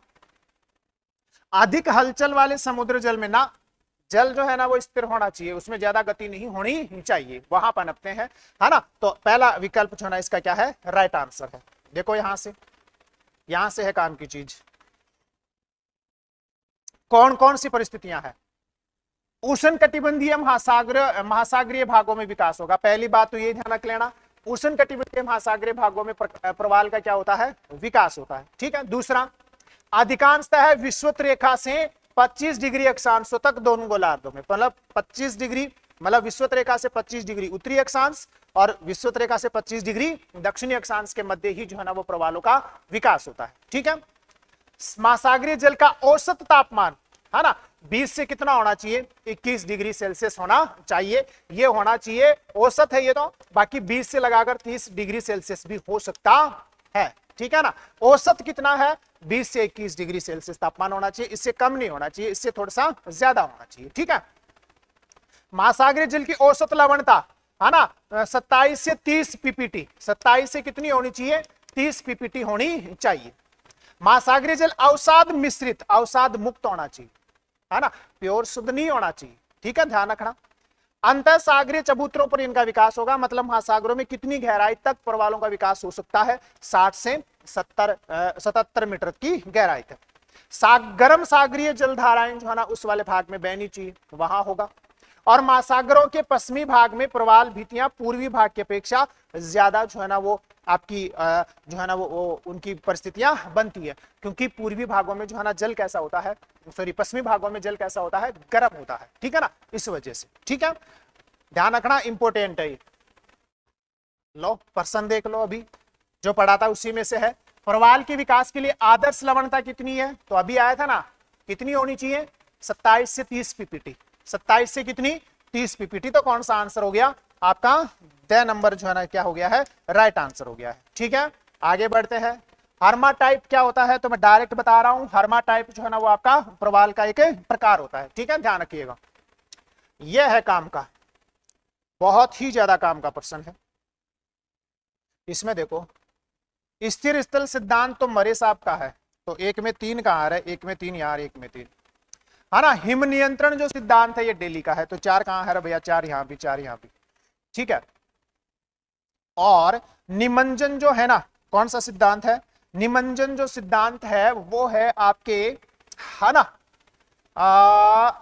अगासीज का। और अपर्दन सिद्धांत हो गया किसका? डार्विन। तो अब देख लो कौन सा आंसर बनेगा। अरे भैया, है ना, चौथा में 1, मतलब 3 number is the right answer. ठीक है, ध्यान रखिएगा। आगे बढ़ते हैं। ये बहुत ही शानदार प्रश्न है भाई, बहुत ही शानदार प्रश्न है ये, है ना। ये बहुत ही शानदार प्रश्न है। इस प्रश्न को आप ऐसे मान के चलो जैसे ये ऑस्ट्रेलिया वाला भाग आपका, है ना, ऐसे मान लिया हमने, ये ऑस्ट्रेलिया वाला भाग हमने ऐसे माना, ये मान लो ऑस्ट्रेलिया वाला भाग है। ठीक है, यहां ऑस्ट्रेलिया का जो उत्तरी पूर्वी तट है क्वींसलैंड, यहां कौन है? ग्रेट बैरियर रिफ है। कौन सी रिफ है? Great barrier reef. बीच में ये जो है ना, यहाँ चिचले लेगून है, यहाँ बीच में कौन है? चिचले लेगून है, जो इस अवरोधक प्रवाल भित्ति को किससे अलग करते हैं? तट से जो है ना वो क्या करते हैं? अलग करते हैं। मतलब परिभाषा देखो, किसी गहरे लेगून द्वारा मुख्य भूमि से हो रहा है ना, इस लेगून द्वारा, तो मुख्य भूमि अथवा अंतर्देशीय तट, मतलब इस वाले तट से अलग थलग की गई शैल भित्ति या रिफ को क्या कहा जाता है? तो इसका आंसर कौन सा आएगा? तटीय प्रवाल नहीं है, एटोल नहीं है, कौन सा आएगा? रोधी का प्रवाल आएगा। मतलब वो जो बैरियर रिफ होता है ना, जैसे यहाँ ग्रेट बैरियर रिफ है, अवरोधक प्रवाल भित्ति है, तो कौन सी आएगी आपकी? ये बैरियर रिफ जो है ना वो क्या हो जाएगी? इसका राइट आंसर हो जाएगा। ठीक है, अगले वाले प्रश्न की तरफ मूव करता हूं भैया। महाद्वीपों, ये देखो कितना, ये वैसे प्रश्न डिलीट है, ये प्रश्न क्या है? डिलीट है। मतलब प्रश्न पढ़ तो लो, महाद्वीप एवं महासागरों की उत्पत्ति से संबंधित संकुचन आधारित जो सिद्धांत है ना वो कौन सा है? तो देखो, लोथियन ग्रीन का भी संकुचन आधारित है, और जेफ्रे का भी जो सिद्धांत है ना वो कैसा है? संकुचन आधारित है। इस वजह से इस प्रश्न को क्या कर दिया गया? इस प्रश्न को डिलीट कर दिया गया। ठीक है, ध्यान रखना, क्या कर दिया गया था? डिलीट। ठीक है, अगले वाले प्रश्न की तरफ देखो, यहां से काम की चीजें पढ़ लेना इनको बहुत ही ध्यान से। संकुचन आधारित जो सिद्धांत है ना उसमें 3 सिद्धांत आपको ध्यान में रखने हैं। एक तो कोबर का भूसन्निधि सिद्धांत, एक ये जेफ्रीज का तापीय संकुचन सिद्धांत, और लोथियन ग्रीन का, ये तो इंपॉर्टेंट है वैसे भी, लोथियन ग्रीन का चतुष्फलक सिद्धांत। ध्यान रख लेना, ये 3 कौन से हैं? संकुचन आधारित। और प्रवाह संबंधी जो सिद्धांत है ना उसमें आपका एक नाम तो किसका आता है? वेगनर का महाद्वीपीय विस्थापन सिद्धांत, एक होम्स का सेवन तरंग सिद्धांत, एक जोली का रेडियो एक्टिव सिद्धांत, जोली का, और डेली का महाद्वीपीय फिसलन सिद्धांत। डेली का कौन सा? महाद्वीपीय फिसलन सिद्धांत। ठीक है, ध्यान रख लीजिएगा, बहुत ही काम के हैं ये, इनको रट लेना। आ जाओ, कौन सा प्रश्न है और आंसर दो। प्लेट विवर्तनी के सिद्धांत के अनुसार द्वीपीय चापों तथा द्वीपीय तोरणों का निर्माण किसका परिणाम है? जब महाद्वीपीय प्लेटों के मध्य विसरण होता है तब बनते हैं क्या? या महाद्वीप एवं महासागरीय प्लेट के मध्य विसरण होता है तब बनते हैं? या महासागरीय प्लेट के मध्य विसरण होता है तब बनते हैं? या संरक्षी किनारों के सहारे बनते हैं? कहां बनते हैं? तो जब महासागरीय एवं महासागरीय प्लेटों के मध्य अभिसरण होता है। तो राइट आंसर कौन सा है? 4 number is the right answer. महासागरीय प्लेटों के मध्य अभिसरण से क्या बनते हैं? द्वीपीय चाप एवं द्वीपीय तोरण का निर्माण होता है। ठीक है, ध्यान रखिएगा, यह भी महत्वपूर्ण प्रश्न है। अगला, साम्य स्थापना का प्रमाण, ये तो इजी है। जिग्साफिट का प्रमाण जो है ना वो कौन से सिद्धांत में मिलता है? तो वेगनर के महाद्वीपीय विस्थापन सिद्धांत में मिलता है। तो कौन सा ऑप्शन हो गया? C option is the right option. जिग्साफिट मतलब जैसे मैं इसको तोड़कर वापस से जब इसको क्या कर दूं, मिला दूं, वही जिग्साफिट है ना? वही कौन है? जिग्साफिट मतलब साम्य स्थापना। तो कौन से सिद्धांत में है भैया? महाद्वीपीय विस्थापन सिद्धांत में है। ठीक है, आगे बढ़ते हैं भैया। टेरेन क्या होता है? इसकी परिभाषा बताओ। टेरेन क्या होता है? तो ध्यान रखना, टेरेन का मतलब होता है, पहला ये आंसर है, मेंटल के, है ना, सहवानिक तथा प्लेट विवर्तनिकी प्रभाव से गतिमान भू प्रॉपर्टी जो खंड होता है वही क्या कहलाता है? टेरेन जो है ना वो आपका कहलाता है। ठीक है, आगे बढ़ते हैं भैया। ये लो जी, अभी प्रश्न था, अगर ध्यान से आपने आंसर दिया है तो इसका आंसर दे दोगे। प्रवाल भित्तियों से संबंधित हिमानी नियंत्रण सिद्धांत, अभी तो आया था, अभी किसका आया था? हिमानी नियंत्रण जो सिद्धांत है ना वो सॉरी डेली का आया था। किसका आया था? डेली का आया था अभी हिमानी नियंत्रण जो सिद्धांत है। ठीक है ना, ध्यान रखिएगा। आगे बढ़ते हैं भैया, बहुत ही महत्वपूर्ण प्रश्न है, प्रत्यास्थ प्रतिक्षेप सिद्धांत। इसको ये दिया एच.एफ. रीड ने। किसने दिया? एच.एफ. रीड के द्वारा दिया गया, और इंपोर्टेंट है, ध्यान रखना, एच.एफ. रीड के द्वारा दिया गया और बहुत ही ज्यादा महत्वपूर्ण है। के अनुसार विवर्तनिकी भूकंपों का निम्नलिखित में से किन गतिविधियों से निकटवर्ती संबंध होता है ना? तो ब्रंसन, वलन और ज्वालामुखी, कोई मतलब नहीं है इनसे, केवल कौन है? केवल एक ब्रंसन से संबंधित है। इलास्टिक जो रिबाउंड थ्योरी है ना, कौन सी है?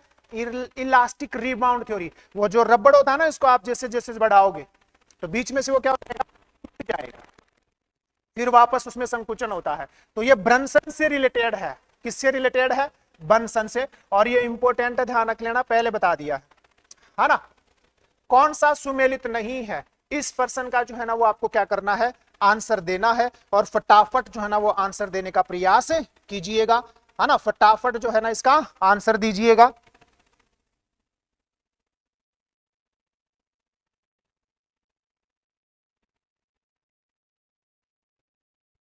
तो कौन सा आंसर बनेगा भैया? अभी तो आया था कौन सा सुमेलित नहीं है, तो अभी तो आया था ना आपका कौन सा? भूसन्नति सिद्धांत कोबर का सही है। महाद्वीपीय फिसलन सिद्धांत जोली का थोड़ी है, महाद्वीपीय फिसलन सिद्धांत डेली का है। तो यही आपका राइट आंसर हो गया है। ठीक है, जिसने भी इसका सही आंसर दिया है ना वो बधाई का पात्र है। और ये देखो कितना शानदार प्रश्न है। वेगनर के महाद्वीपीय प्रवाह सिद्धांत के अनुसार निम्न में से कौन सा एक प्रमाण सिद्धांत के रूप में नहीं है? मतलब कौन सा प्रमाण वेगनर ने नहीं दिया? ग्लोसोपटेरिस वनस्पति का भारत, दक्षिणी अमेरिका और ऑस्ट्रेलिया में वितरण, तो ये तो दिया है उन्होंने। साम्य स्थापना अभी दिया था, हमने देखा था। अटलांटिक के दोनों तटों में भूवैज्ञानिक साम्यता मतलब समानता, ये भी दिया था। कौन सा नहीं दिया? एक नंबर नहीं दिया, उत्तरी अमेरिका व उत्तरी अफ्रीका में कार्बोनिफेरस हिमानीकरण के प्रमाण का कोई उन्होंने क्या नहीं दिया है? प्रमाण नहीं दिया है। ठीक है, ध्यान रखना, यह भी बहुत ही शानदार प्रश्न था, है ना। अगले वाले प्रश्न की तरफ मुंह कर रहे हैं रबिया। भूकंप अधिकेंद्र, बिल्कुल इजी प्रश्न आ गया अभी, है ना, बिल्कुल इजी प्रश्न आ गया है। फटाफट देके इसका आंसर दो। क्या कह रहा है? भूकंप का अधिकेंद्र एपी सेंटर स्थित होता है, उद्गम केंद्र के 90 डिग्री पर तो होता है। भाई जैसे आपका मान लो ये धरातल है, ठीक है ना, और धरातल के अंदर यहां जो है ना वो क्या उत्पन्न हुआ? ये आपका वो फोकस सेंटर है। कौन सा सेंटर है? फोकस है। अब विभिन्न दिशाओं में गति करती हुई जो है ना वो आपकी भूगर्भिक तरंगें जो है ना वो क्या करती हैं? गति करती हैं विभिन्न दिशाओं में। तो धरातल के जिस भाग पर सबसे पहले पहुंचती है उसी को तो क्या बोलते हैं? एपिसेंटर बोलते हैं। उसी को तो क्या बोलते हैं? एपिसेंटर। जो इस फोकस के ठीक कितने डिग्री पर होता है? 90 डिग्री पर जो है ना वो आपका होता है। ठीक है, ध्यान रख लीजिएगा, ये भी काम का प्रश्न था, हालांकि इजी था लेकिन काम का प्रश्न था। ठीक है ना, आगे बढ़ते हैं भैया। कौन सा एक जो है ना वो इसका भूकंप का प्रकार नहीं है? आपको ये बताना है कौन सा एक भूकंप का प्रकार नहीं है भैया, इसमें बताओ देखे। ज्वालामुखी जन्य, विवर्तनी जन्य, नियात या फिर मिश्रित? मिश्रित कोई भूकंप होता है क्या? मिश्रित कोई भूकंप नहीं होता है। ठीक है, तो राइट आंसर कौन सा हो गया? मिश्रित इज द राइट आंसर। देखो यहां दे रखे हैं, मैंने लिखे भी हैं, पढ़ो थोड़ा सा। देखो प्राकृतिक भूकंप कौन से होंगे? ज्वालामुखी जन्य भूकंप, प्राकृतिक भूकंप, संतुलन मूलक भूकंप और विवर्तनिकी मूलक भूकंप, है ना। मिश्रित कोई भूकंप नहीं होता। कृत्रिम में नियात भूकंप है, बांध जनित भूकंप है, और कौन सा है? विस्फोट जन्य भूकंप है। ये कौन से है? आपके कृत्रिम भूकंप, है ना, ध्यान रख लेना।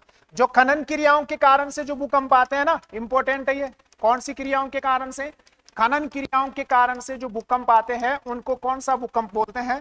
नियत भूकंप बोलते हैं। ये इंपॉर्टेंट है, ध्यान रखना, इंपॉर्टेंट है नियत भूकंप वाला, पहले बता दिया है। आगे बढ़, ये थोड़ा सा हैंग हो गया है ना, 1 मिनट का आपका गैप लगेगा, ये थोड़ा सा हैंग हो गया है, ठीक है ना। मैं इसको वापस रीस्टार्ट कर रहा हूं। हैंग हो गया है, गलत जगह जो है ना मैंने इसको क्या कर दिया, स्पर्श कर दिया, इस वजह से ये क्या हो गया है, आपका हैंग हो गया है। आपका 1 मिनट जो है ना वो खराब होगा, ठीक है ना। तो जो भी आपका 1 मिनट खराब हो रहा है उसका मुझे थोड़ा सा खेद है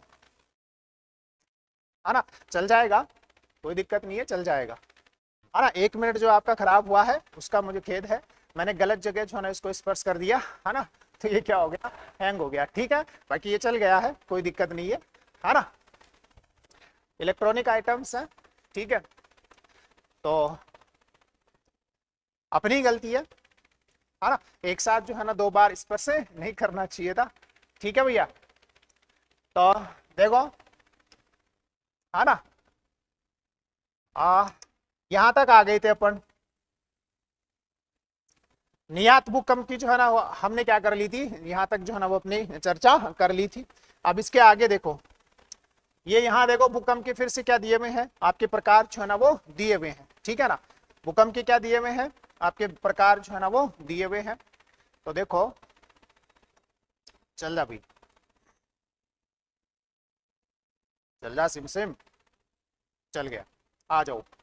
फिर गहराई के आधार पर जो है ना वो क्या है, भूकंप के प्रकार है। यहां से प्रश्न बनेगा भी, सामान्य भूकंप आते हैं 0 से 50 किलोमीटर की गहराई, मध्यवर्ती आएंगे 50 से 250, और ये इंपॉर्टेंट, प्लूटोनिक भूकंप क्या होते हैं, तो सर्वाधिक गहराई से आने वाले जो भूकंप है ना उनको क्या बोलते हैं, प्लूटोनिक भूकंप बोलते हैं, ठीक है। जो आएंगे कहां से, 250 से 700 किलोमीटर की गहराई से।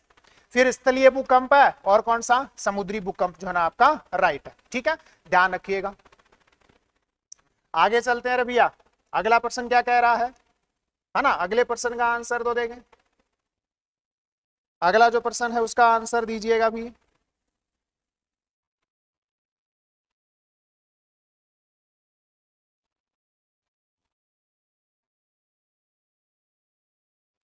ठीक है भाई, प्रश्न क्या कहा, भूकंपीय छाया क्षेत्र में हम कौन सी तरंग को देखते हैं। तो भूकंपीय छाया क्षेत्र का मतलब क्या होता है, जहां भूकंपीय तरंगे नहीं पहुंचती है। तो जहां अगर भूकंपीय तरंगे ही, कोई सी भूकंपीय तरंगी अगर नहीं पहुंच रही है ना, तो सीस्मोग्राफ पर किसी भी उसका भूकंपीय तरंग का अभिलेखन नहीं होगा, है ना।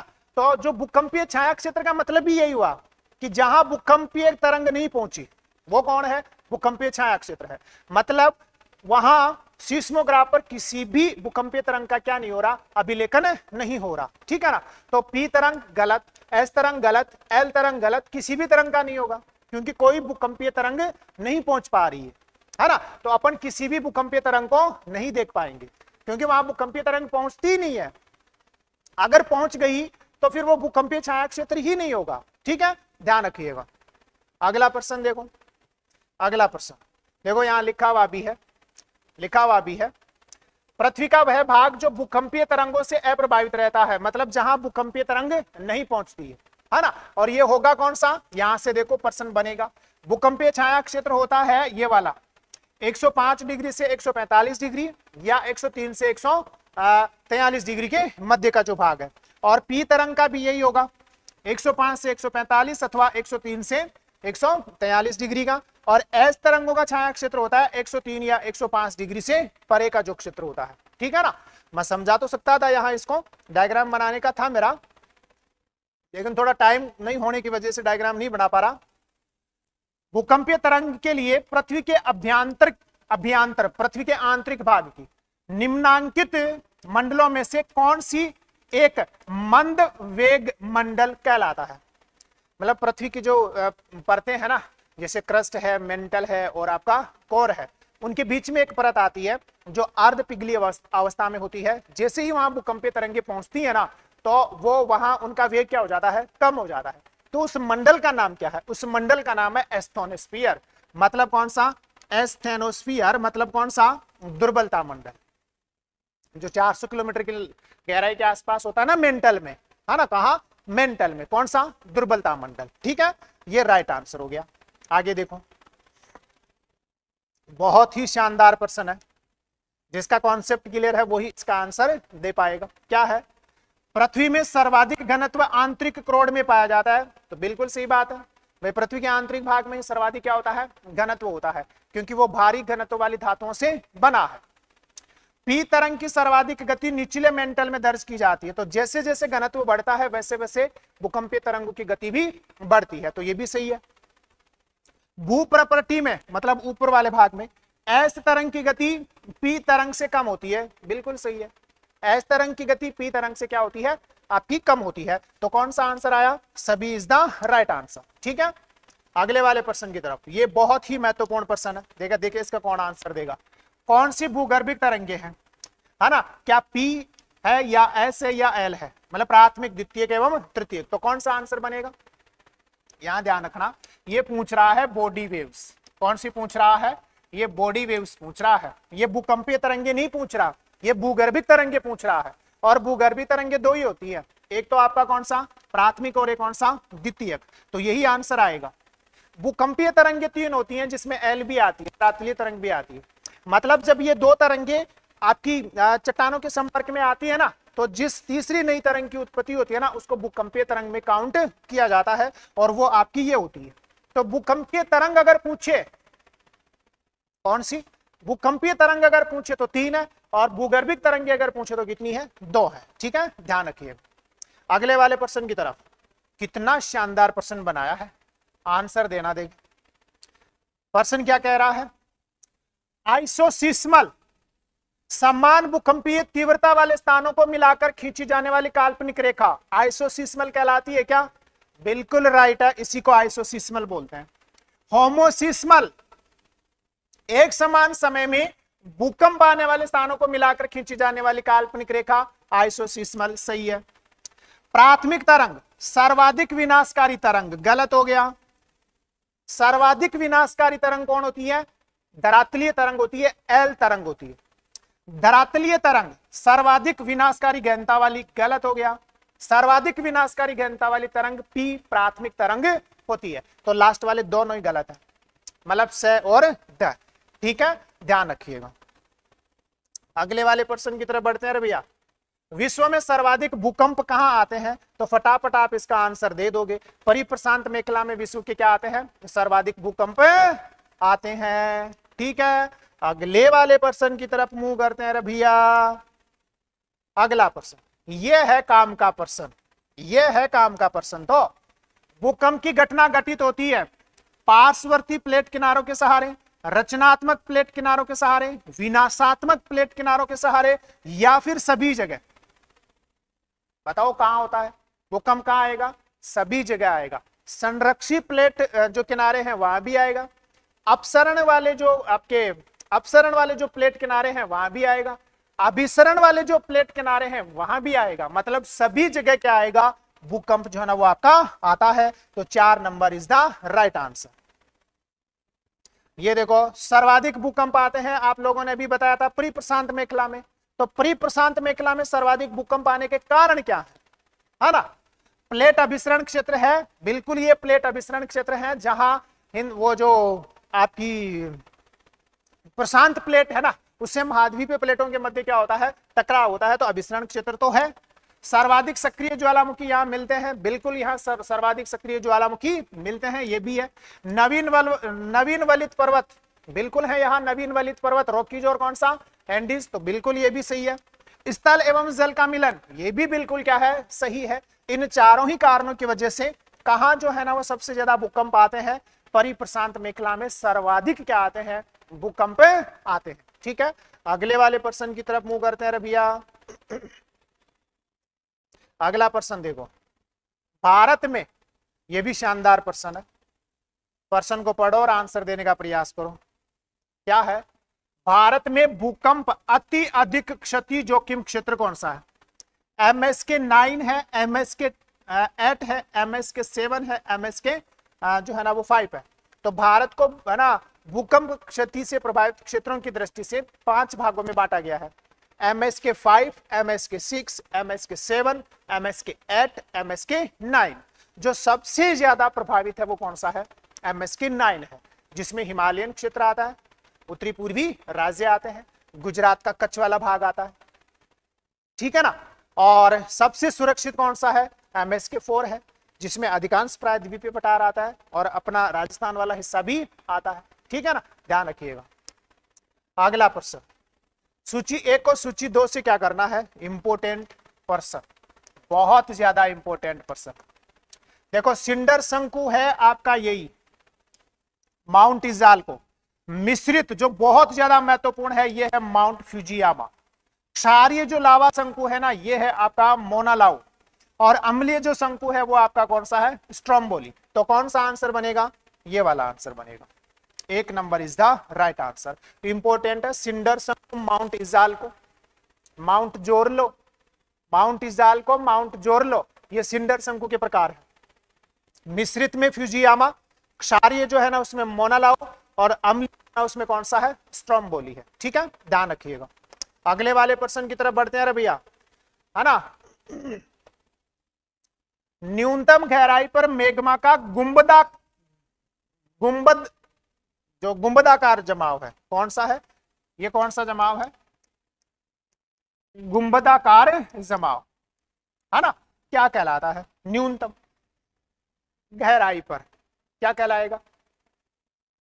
अधिक गहराई पर, सर्वाधिक गहराई पर जो गुंबदाकार स्थलाकृति बनती है ज्वाला उसके मैग्मा के जमाव से, तो वो तो बैथोलित होता है। वो तो कौन सा होता है? बैथोलित होता है। और जो धरातल के समीपवर्ती चट्टानों में बनता है, परतदार चट्टानों में बनता है, वो आपका लेकोलित होता है।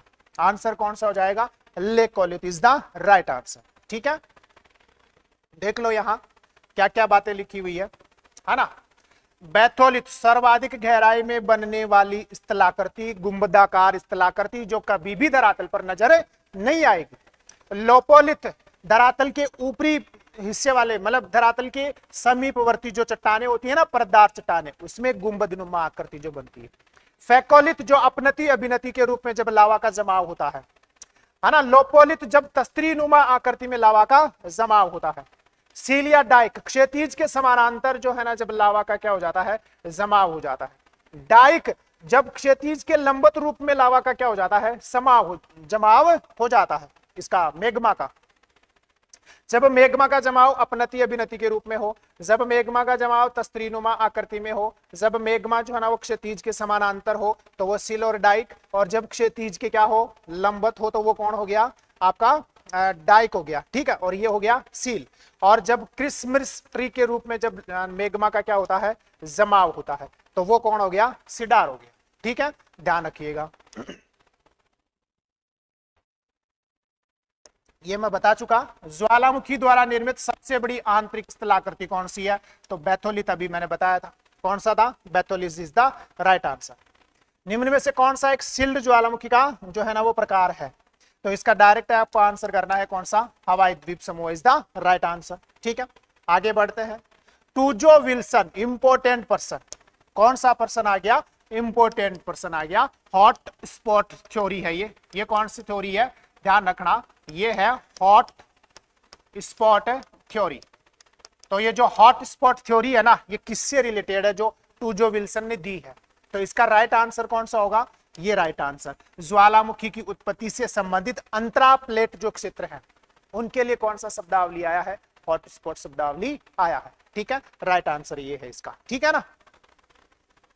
असंगत का चयन करना है। माउंट जो एटना है वो सिसिली में ही है। क्राकोटावा इंडोनेशिया में है, सही है। विसुवियस इटली में है, ये भी सही है। मतलब सेंट हेलेंस जो है ना, हेलेंस जो है ना वो कहाँ नहीं है? जापान में नहीं है, ठीक है, ध्यान रखना। तो ये इसका राइट आंसर हो गया। अगले वाले प्रश्न की तरफ, यहां देखो सारी चीजें लिखी हुई है, पढ़ो।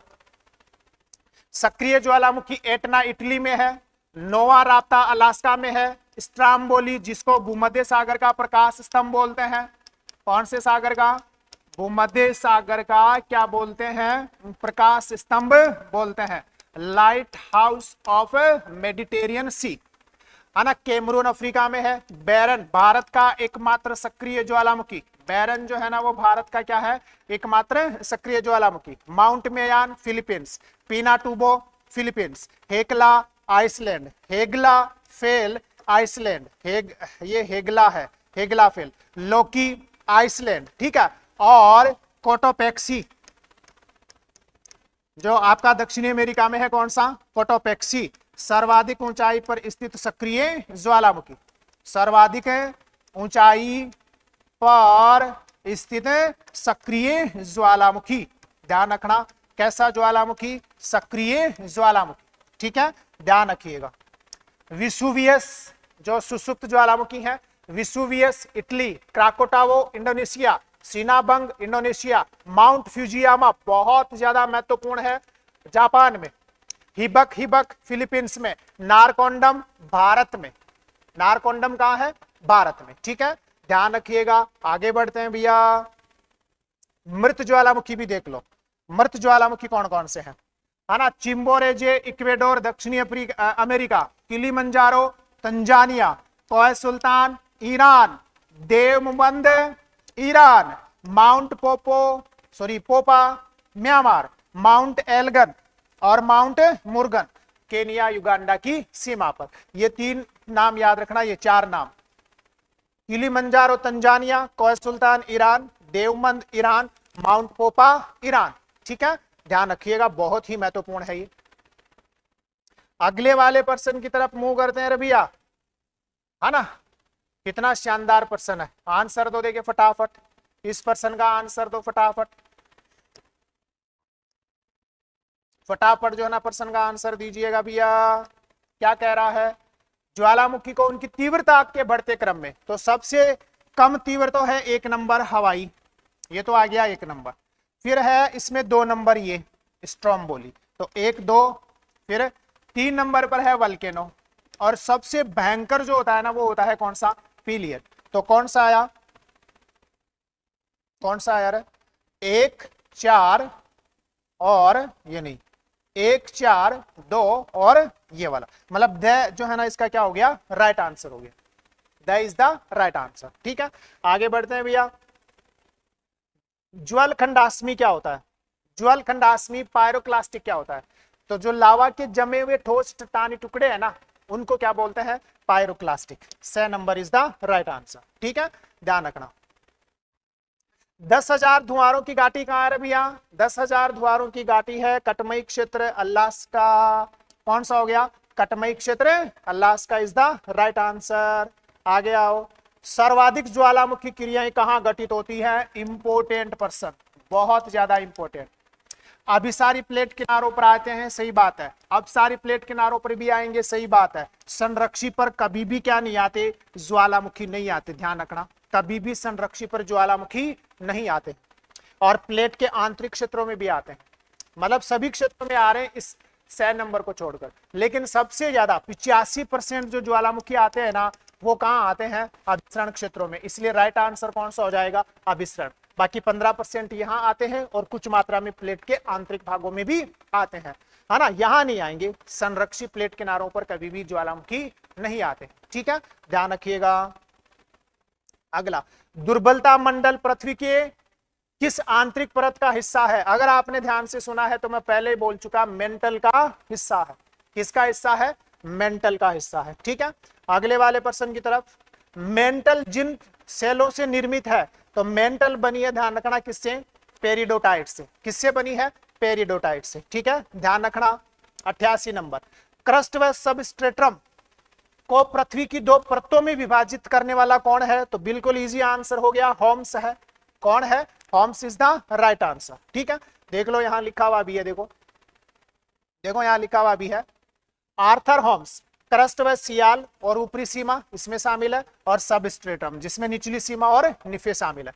यह है एडवर्ड स्वेस के अनुसार, इसने रासायनिक संरचना के आधार पर जो है ना वो पृथ्वी की आंतरिक संरचना बताई है, सियाल, सीमा और निफे के नाम से, ठीक है, ध्यान रखिएगा।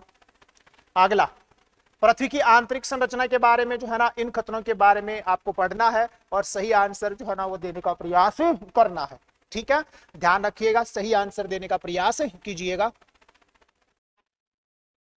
तो सही आंसर दो, देखिए सही आंसर कौन सा होगा, देखो पढ़ो। एस्थेनोस्फीयर आंशिक पिघली अवस्था में है, मतलब दुर्बलता मंडल, बिल्कुल सही है। लिथोस्फीयर लिथोस्फीयर की मोटाई 100 किलोमीटर है, बिल्कुल सही है। लिथोस्फीयर मतलब स्थल मंडल जो है ना वो 100 किलोमीटर मोटा है, जिसमें क्रस्ट और ऊपरी मेंटल का हिस्सा शामिल है, ये भी सही है। महाद्वीपीय क्रस्ट ग्रेनाइट से बनी है, ये भी सही है। महासागरीय जो क्रस्ट है ना वो बेसाल्ट निर्मित है, ठीक है ना। पृथ्वी का कोर जो है ना वो मैग्नीशियम से बना है, नहीं ये गलत हो गया, ये गलत हो गया है। तो कौन सा आंसर आएगा? ए, ब और स, ठीक है भैया। आगे बढ़ते हैं। कोनार्ड असंबद्धता, अच्छा क्या दिया है? असंगत कौन सा है? तो कोनार्ड, बाह्य कोर और ऊपरी मेंटल, नहीं यही आपका आंसर हो गया, क्योंकि कोनार्ड जो होती है ना ये तो क्रस्ट के मध्य है, ऊपरी क्रस्ट और निचले क्रस्ट के मध्य है, ठीक है, तो ये गलत हो गया। मोहो सही है, निचली क्रस्ट और ऊपरी मेंटल के मध्य है। रेपिटी सही है, ऊपरी मेंटल और निचली मेंटल के बीच में है। लेहमान, बाह्य कोर और आंतरिक कोर, ये बिल्कुल सही है। कोनार्ड जो है ना ये कहाँ है? ये क्रस्ट में है, ऊपरी क्रस्ट और निचला जो क्रस्ट है, ठीक है, ध्यान रखिएगा। अगले वाले प्रश्न की तरफ मुंह करते हैं रबिया। मैंने यहाँ ये डायग्राम दिया है, आपको शायद समझ में नहीं आएगा, लेकिन उसमें मिल जाएगा आपको, पीडीएफ में जो है ना ये मिल जाएगा। कोर और मेंटल सीमा के साथ मेल खाते हैं, कोर और मेंटल। तो देखो सबसे ऊपर क्रस्ट आएगा, है ना, फिर मोहो आएगी, फिर रेपिटी आएगी। रेपिटी जो है ना ऊपरी क्रस्ट और ऊपरी मेंटल और निचले मेंटल के बीच में, फिर आएगा गुटेनबर्ग, मेंटल और कोर के बीच में। तो आंसर कौन आया? गुटेनबर्ग। लेहमान जो आएगी ना वो बाह्य कोर और आंतरिक कोर के बीच में आएगी, तो इसका राइट आंसर कौन हो गया? Gutenberg is the right answer. असंगत का चयन करो। सत्य कथन क्या है? सभी देशांतर जो है ना वृहदवर्त होते हैं, सभी देशांतर नहीं, देशांतर तो अर्धवर्त होते हैं, ठीक है। सभी देशांतर दीर्घवर्त होते हैं, नहीं। सभी देशांतरीय वर्त जो है ना वो दीर्घवर्त होते हैं, नहीं। सभी देशांतरीय जो वर्त होते हैं ना वो वृहदवर्त होते हैं, ये सही है, ध्यान रखना। ऊपर तो क्या था? ऊपर वाले को देखो, सभी देशांतर वृहदवर्त होते हैं, नहीं, सभी देशांतर तो क्या होते हैं? अर्धवर्त होते हैं, इसलिए गलत हो गया। लेकिन जब दो देशांतर आपस में मिल जाए तो जो वो वर्त बनता है ना वो कैसा वर्त होता है? वो वृहदवर्त होता है, इसलिए लिखा गया है सभी देशांतरीय वृहद, सभी देशांतर जो है ना वो देशांतरीय जो है ना वो वृहदवर्त है, ये ध्यान रखना, ठीक है ना, काम की चीज है ये। देखो यहां लिखा हुआ भी है, सभी देशांतर अर्धवर्ती होते हैं, लेकिन दो देशांतर मिलकर एक वृहदवर्त बनाते हैं, ठीक है, इसलिए लिखा है कि सभी देशांतरीय, है ना, सभी देशांतरीय जो है ना, मतलब सभी देशांतरीय जो वर्त हैं वो क्या होते हैं? वृहदवर्त होते हैं, ठीक है, ध्यान रखना, वृहदवर्त जो है ना वो आपके होते हैं। तो 180 डिग्री तो देशांतरों के वर्त हो गए, और एक जो है ना वो आपका अक्षांश 0 डिग्री अक्षांश का क्या होता है? वृहदवर्त होता है। तो टोटल वृहदवर्त जो है ना वो कितने हो गए? 181 हो गए, ठीक है, ध्यान रखिएगा। आगे ध्रुवों की ओर सामान्यतः अक्षांशों के मध्य की दूरी एक समान होती है ना, लेकिन वो धीरे धीरे क्या होती है? बढ़ती है, धीरे धीरे क्या होती है? बढ़ती है। जैसे 110 पॉइंट कुछ किलोमीटर है ना विषुवत रेखा पर, 111 पॉइंट कुछ किलोमीटर कहां हो जाती है? ध्रुवों पर हो जाती है, ठीक है। तो ध्रुवों की ओर अक्षांशों के मध्य की दूरी धीरे धीरे बढ़ती है, ध्यान रखना, धीरे धीरे बढ़ती है। वैसे एक समान रहती है, लेकिन 1 किलोमीटर का अंतर आ जाता है, तो इसलिए बोल सकते हैं धीरे धीरे बढ़ती है, ठीक है, ध्यान रखना। देखो यहां लिखा हुआ भी है, अगर आप पढ़ोगे तो, सभी देशांतर पूर्ण वर्त होते हैं, अच्छा सॉरी अक्षांश, देशांतर नहीं, सभी अक्षांश, है ना, पूर्ण वर्त होते हैं। अक्षांशों की परिधि, व्यास, त्रिज्या, लंबाई असमान होती है, ये बिल्कुल सही बात है ना। जैसे भाई सबसे ज्यादा बड़ा जो वर्त होगा ना वो तो कौन होगा? ऐसे आपकी विषुवत वर्त हो गई, फिर जितने भी वर्त बनते हैं ना वो इसके मध्य में बनते हैं। तो इन सब की जो लंबाई है, इन सब की जो लंबाई है, जो त्रिज्या है, जो व्यास है, वो जो परिधि है ना वो क्या है? एक समान है, ठीक है। फिर आगे विषुवत वर्त से ध्रुवों की ओर अक्षांश वर्तों की परिधि घटती जाती है, बिल्कुल परिधि जो है ना वो घटती जा रही है। विषुवत रेखा से ध्रुवों तक अक्षांश रेखाओं के मध्य की दूरी लगभग समान रहती है ना, या फिर धीरे धीरे क्या होती है? बढ़ती है, ठीक है, ध्यान रखिएगा। दिए गए विकल्प के अनुसार आंसर होगा यहां। इस वाले प्रश्न का आंसर बहुत इजी है। अगर ये आपसे प्रति ध्रुव स्थान पूछता है ना तो कुछ नहीं करना, जब भी आपसे क्या पूछे? अक्षांश पूछे, तो अक्षांश का जो है ना वो बिल्कुल उल्टा कर देना है, बिल्कुल विपरीत कर देना है। अगर उत्तरी अक्षांश पूछे तो दक्षिणी अक्षांश कर देना, दक्षिणी अक्षांश पूछे तो उत्तरी अक्षांश कर देना। जैसे यहाँ क्या पूछा है, यहाँ पूछा है 40 डिग्री उत्तरी अक्षांश, तो 40 डिग्री उत्तरी अक्षांश का जस्ट विपरीत हो जाएगा 40 डिग्री दक्षिणी अक्षांश। ठीक है, इसमें कोई दिक्कत नहीं होने वाली।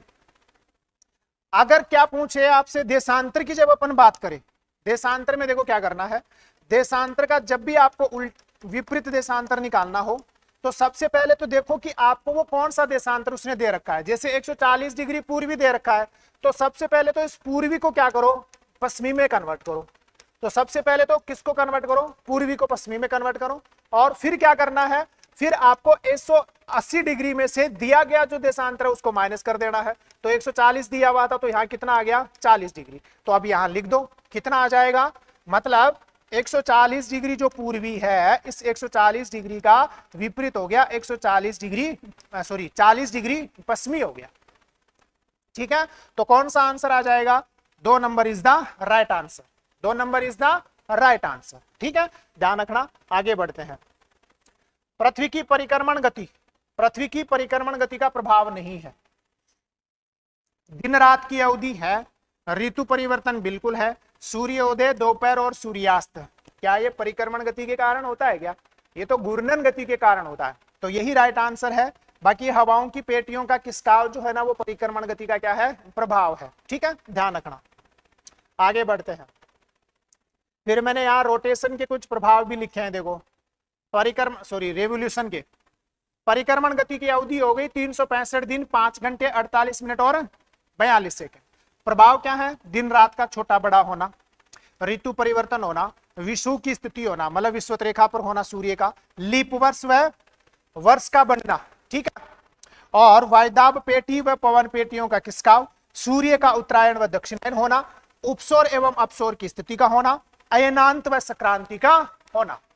ठीक है, ध्यान रखिएगा, काम का है ये।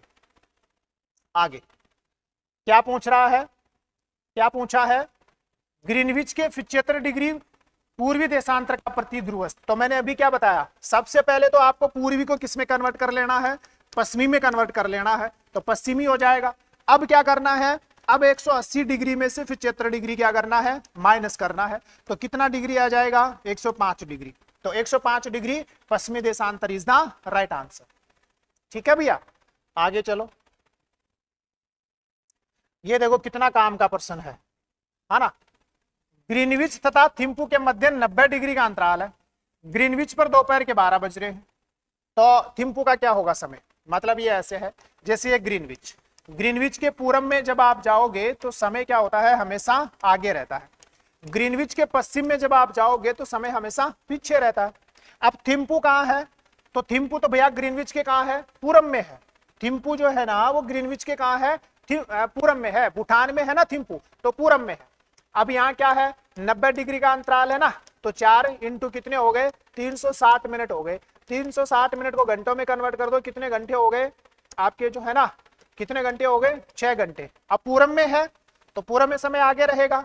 यहाँ कितने बज रहे हैं, 12, यहाँ 12 बज रहे हैं, तो यहाँ आपके कितने बज जाएंगे, थिम्पू में, आपके थिम्पू में कितने बज जाएंगे, 6 बज जाएंगे। राइट आंसर ये वाला, राइट आंसर कौन सा है, 3 number is the right answer. ठीक है, आगे बढ़ते हैं भैया, है ना, आगे बढ़ते हैं अगले वाले प्रश्न की तरफ जो है ना वो मूव करते हैं। देखो अगला प्रश्न क्या कह रहा है, घूर्णन गति के प्रभाव कौन कौन से हैं, आपको ये बताना है। पृथ्वी के घूर्णन गति का सर्व प्रमुख प्रभाव क्या होता है, ऋतु परिवर्तन होता है क्या, नहीं। हवाओं का चलना, नहीं। ग्रीष्म ऋतु का लंबा होना, नहीं। दिन रात का होना, किसका होना, दिन रात का होना, मतलब दिन रात किसके कारण से बनते हैं, घूर्णन गति के कारण से ही बनते। ठीक है भैया, आगे बढ़ते हैं। देखो यहाँ घूर्णन गति के प्रभाव दे दिए हैं, कौन कौन से प्रभाव है, दिन रात का बनना इसी का कारण है, मौसमी परिवर्तन इसी का कारण है, सौर दिवस नक्षत्र दिवस इंपॉर्टेंट है। सौर दिवस नक्षत्र दिवस, सौर दिवस 24 घंटे का होता है, नक्षत्र दिवस जो है ना वो 56 मिनट, सॉरी आपके 23 घंटे और 56 मिनट का होता है। मतलब नक्षत्र दिवस छोटा होता है, सौर दिवस बड़ा होता है। ज्वार भाटे की उत्पत्ति, महासागरीय धाराओं की उत्पत्ति, विभिन्न प्रकार के बल जैसे अपकेंद्रीय और घूर्णन बल किसके प्रभाव है, पृथ्वी की घूर्णन गति के प्रभाव है। ठीक है, आगे बढ़ते हैं भैया, है ना। ऋतु परिवर्तन का प्रभाव, ऋतु परिवर्तन का प्रभाव किस महासागर की सामुद्रिक धाराओं पर पड़ेगा? उत्तरी हिंद महासागर में। केवल कौन से महासागर में? उत्तरी हिंद महासागर में। ठीक है, राइट आंसर इज द उत्तरी हिंद महासागर। ठीक है, आगे आ जाओ। इसका राइट आंसर तो देंगे, क्या कह रहा है? निम्नांकित में से कौन सी 5 डिग्री 10 मिनट उत्तरी अक्षांश से 7 डिग्री 50 मिनट उत्तरी अक्षांश के मध्य किसी एक मध्याह्न रेखा के साथ अनुमानित रेखिक दूरी होगी? तो राइट आंसर कौन सा हो जाएगा? 296 किलोमीटर। कौन सा हो जाएगा? 296 किलोमीटर। आगे बढ़ रहे हैं। विषुव की स्थिति कब बनती है अभी? तो उत्तरी गोलार्ध की पूछ रहा है, तो उत्तरी गोलार्ध में विषुव की स्थिति बनती है 21 मार्च के आसपास। तो 20 मार्च से 22 मार्च के मध्य, 21 मार्च को या 22 मार्च को बनती है। ठीक है ना, तो राइट आंसर 1 नंबर। यहां देखो दिया हुआ भी है। विषुव का मतलब क्या है? सूर्य का विषुवत रेखा पर होना विषुव कहलाता है। ये इंपॉर्टेंट है, ये इंपॉर्टेंट है।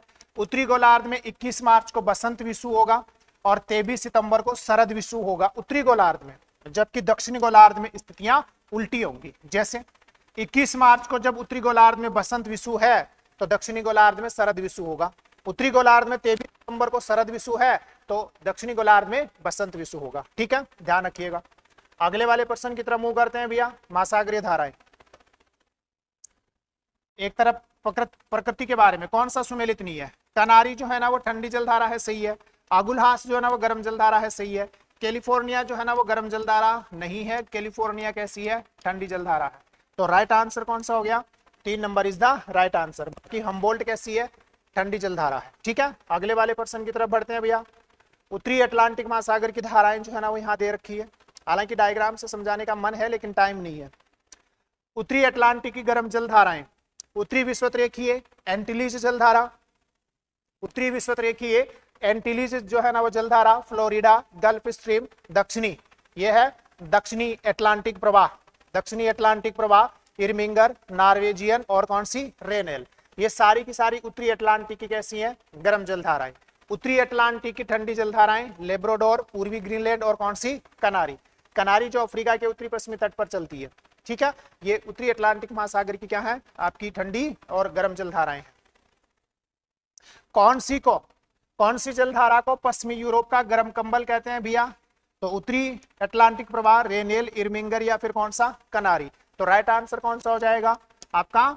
उत्तरी अटलांटिक प्रवाह को बोलते हैं। अगर उत्तरी अटलांटिक प्रवाह ऑप्शन में नहीं हो तो आपको गल्फ स्ट्रीम भी करना पड़ सकता है। ठीक है, ध्यान रख लेना। अगले वाले प्रश्न की तरफ बढ़ते हैं भैया। सार्गेसो सागर का संबंध कौन से है? तो सार्गेसो सागर कहाँ है? अटलांटिक महासागर में है ना। तो अटलांटिक कहाँ हो गया भैया? इसमें उत्तरी अटलांटिक में है। कौन से अटलांटिक में है? उत्तरी अटलांटिक में। ठीक है, अगले वाले प्रश्न की तरफ मूव करते हैं भैया। देखो दक्षिणी अटलांटिक की जलधाराओं के नाम दिए हैं भी। दक्षिणी अटलांटिक की गर्म जलधाराएं विषुवत रेखीय और कौन सी? ब्राजील। दक्षिण में एक ही है, ब्राजील और दक्षिणी विषुवत रेखीय। ठंडी जलधाराएं 3 है, दक्षिणी अटलांटिक प्रवाह, फोकलैंड और कौन सी? बेंगुला जलधारा। बेंगुला जलधारा इंपोर्टेंट है, ध्यान रखना। ठीक है, आगे बढ़ते हैं भैया। असंगत का चयन करना है, बहुत ही महत्वपूर्ण प्रश्न है, फटाफट देखिए इसका आंसर दो। बहुत ही महत्वपूर्ण प्रश्न है भैया। असंगत का चयन, बेंगुला जलधारा दक्षिणी पश्चिमी अफ्रीका के तट, बिल्कुल सही। कनारी जलधारा उत्तरी पश्चिमी अफ्रीका तट, बिल्कुल सही। पेरू जलधारा दक्षिणी अमेरिका के मध्य पश्चिमी तट, बिल्कुल सही। मालागासी जलधारा मेडागास्कर के पश्चिमी तट पर नहीं, मेडागास्कर के पूर्वी तट पर चलती है। तो राइट आंसर कौन सा हो गया? 4 नंबर। राइट आंसर कौन सा है भैया? ध्यान रखना, 4 number is the right answer. ठीक है, अगले वाले प्रश्न की तरफ, है ना। प्रशांत महासागर की जलधाराएं हैं उत्तरी प्रशांत महासागर की। तो उत्तरी प्रशांत में उत्तरी विषुवत रेखीय, फिर क्यूरोशियो, फिर सुशीमा, फिर उत्तरी प्रशांत प्रवाह और लास्का या फिर कौन सी? एल्यूसियन। ये तो गर्म जलधाराएं हैं। कौन कौन सी हैं? वापस से देखो, उत्तरी विषुवत रेखीय, क्यूरोशियो, सुशीमा, उत्तरी प्रशांत प्रवाह, अलास्का या फिर कौन सी? एल्यूसियन जलधारा। ठंडी जलधाराओं में क्यूराइल या ओयासियो, ओकोटस्क और कौन सी? कैलिफोर्निया। ये ठंडी जलधाराएं हैं आपकी कौन से वाली की? उत्तरी प्रशांत महासागर की। ठीक है, दक्षिणी प्रशांत महासागर की जलधाराएं भी देख लो। दक्षिणी विषुवत रेखीय, पूर्वी ऑस्ट्रेलियाई और अनलिनो, ये तो गर्म है दक्षिण में। और ठंडी में कौन है ना? दक्षिणी प्रशांत और कौन सा? पेरू। दक्षिणी प्रशांत और कौन सा? Peru is the right answer, है ना। राइट आंसर क्या है? मतलब जलधाराएं। ठीक है ना, कितना शानदार प्रश्न है भैया। प्रश्न क्या कह रहा है? कथन ए, नॉर्वे शीत कटिबंध में स्थित होने के बाद भी यहाँ के बंदरगाह वर्ष भर खुले रहते हैं। शीत कटिबंध में भी स्थित होने के बाद यहाँ के बंदरगाह वर्ष भर खुले रहते हैं। ये कथन सही है। क्यों रहते हैं? क्योंकि नॉर्वे के तट के पास नॉर्वेजियन गर्म जलधारा चलती है। इसका मतलब कथन भी सही है, कारण भी सही है। कारण कथन की क्या कर रहा है? व्याख्या कर रहा है। तो A number is the right answer. ठीक है, आगे ये बहुत ज्यादा महत्वपूर्ण, यहां से प्रश्न बनेगा, ध्यान रख लेना, इंपॉर्टेंट। महासागरीय जलधाराओं की उत्पत्ति के महत्वपूर्ण कारक सनातनी पवनें है। समुद्र जल के तापमान में अंतर बिल्कुल सही है। समुद्र जल की लवणता में अंतर बिल्कुल सही है। पृथ्वी का परिक्रमण, ये गलत हो गया, पृथ्वी का परिक्रमण नहीं है, ध्यान रखना, पृथ्वी का घूर्णन है, परिक्रमण नहीं है, घूर्णन है। तो राइट आंसर कौन सा आया? 2 number is the right answer. ठीक है, अब यहां देखो, यहां सारी चीज मैंने जो है ना वो लिखी हुई है। पहला, पृथ्वी से संबंधित जो कारक है उसमें पृथ्वी का घूर्णन बल है, जो महासागरीय जलधाराओं की उत्पत्ति का सर्वप्रमुख कारक है। फिर दूसरा सागरीय कारक है, जिसमें महासागरीय जल का तापमान, महासागरीय जल की लवणता, महासागरीय जल का घनत्व और बर्फ का पिघलना। और फिर बाह्य सागरीय कारक है, जिसमें सूर्यातप, वाष्पीकरण, वर्षा, वायुदाब और प्रचलित पवनें। ध्यान रखना, ये सारे के सारे कारक, इनको जरूर याद रखना, यहां से प्रश्न बनेगा। फिर कौन है? उत्तरी गोलार्ध व दक्षिणी गोलार्ध में जलधाराओं का क्रम कैसा होता है? तो देखो ऐसे है, ये पृथ्वी, ठीक है, ये 0 डिग्री। पृथ्वी अपने अक्ष पर जो है ना वो पश्चिम से पूर्व की ओर 24 घंटे में एक चक्कर पूरा करती है। तो घूर्णन के कारण से जल में जो गति उत्पन्न होती है ना वो पूर्व से पश्चिम होती है, मतलब जल में गति ऐसे उत्पन्न होती है।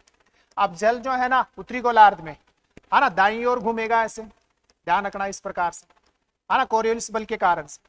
और दक्षिणी गोलार्ध में जल जो है ना वो आपके बाईं ओर घूमेगा इस प्रकार से। ये जो गायर बनता है ना वो इस प्रकार से, यहाँ तो दाईं ओर और इधर कौन सा? बाईं ओर। ठीक है, ध्यान रखना।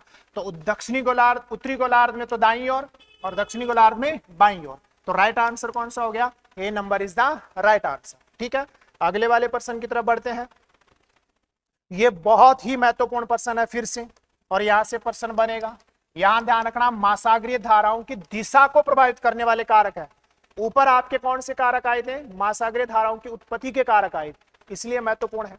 पृथ्वी की घूर्णन गति सही है, तट की आकृति सही है, तली के उचावच सही है, ऋतु और मौसमी परिवर्तन इज द राइट आंसर, है ना, मतलब सारे के सारे सही है।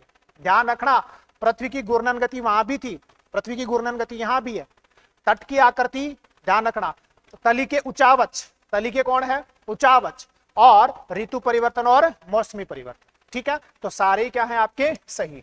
ठीक है ना भैया। हिंद महासागर की जलधाराओं के जो है ना वो नाम दिए गए हैं यहाँ। दक्षिणी पश्चिमी हिंद महासागरीय धारा, उत्तरी पूर्वी हिंद महासागरीय धारा, दक्षिणी विश्वतरेखीय, मेडागास्कर या मालागासी, मोजाम्बिक, आगुलहास, हिंद प्रवाह और पश्चिमी ऑस्ट्रेलियाई। ठीक है, ध्यान रखिएगा।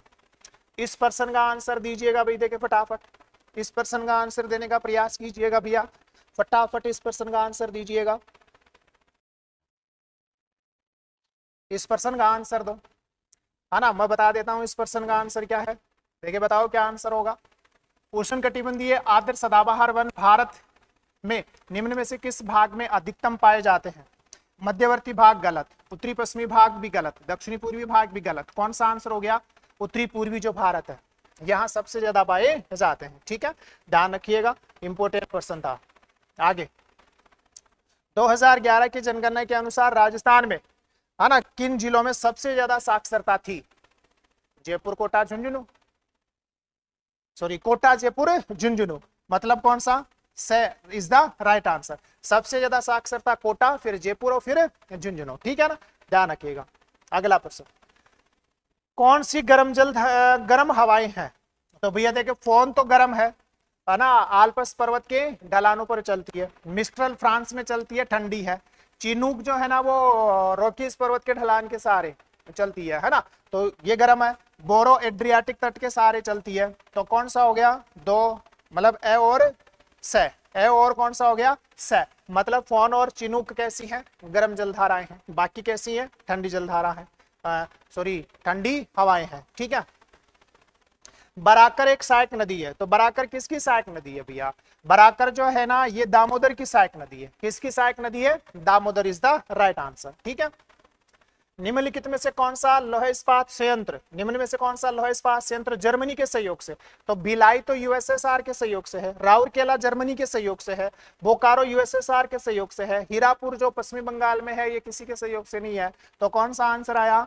राउरकेला जर्मनी के सहयोग से है। ठीक है ना, आगे चलते हैं। कोपेन के जलवायु वर्गीकरण के अनुसार, कोपेन के जलवायु वर्गीकरण के अनुसार राजस्थान के कौन से जिलों में AW जलवायु पाई जाती है? उदयपुर, सिरोही, जालौर, राजसमंद, ये तो गलत है। जयपुर, अलवर, गलत है। बांसवाड़ा, डूंगरपुर, झालावाड़, प्रतापगढ़, यही आंसर सही है। बांसवाड़ा, डूंगरपुर, झालावाड़ और Pratapgarh is the right answer. ठीक है, आगे बढ़ते हैं। द्वार स्थलाकृति, द्वार स्थलाकृति दार्जिलिंग और जो सिक्किम हिमालय है, दार्जिलिंग और कौन सा? सिक्किम हिमालय। तो राइट आंसर दार्जिलिंग और Sikkim Himalaya is the right answer.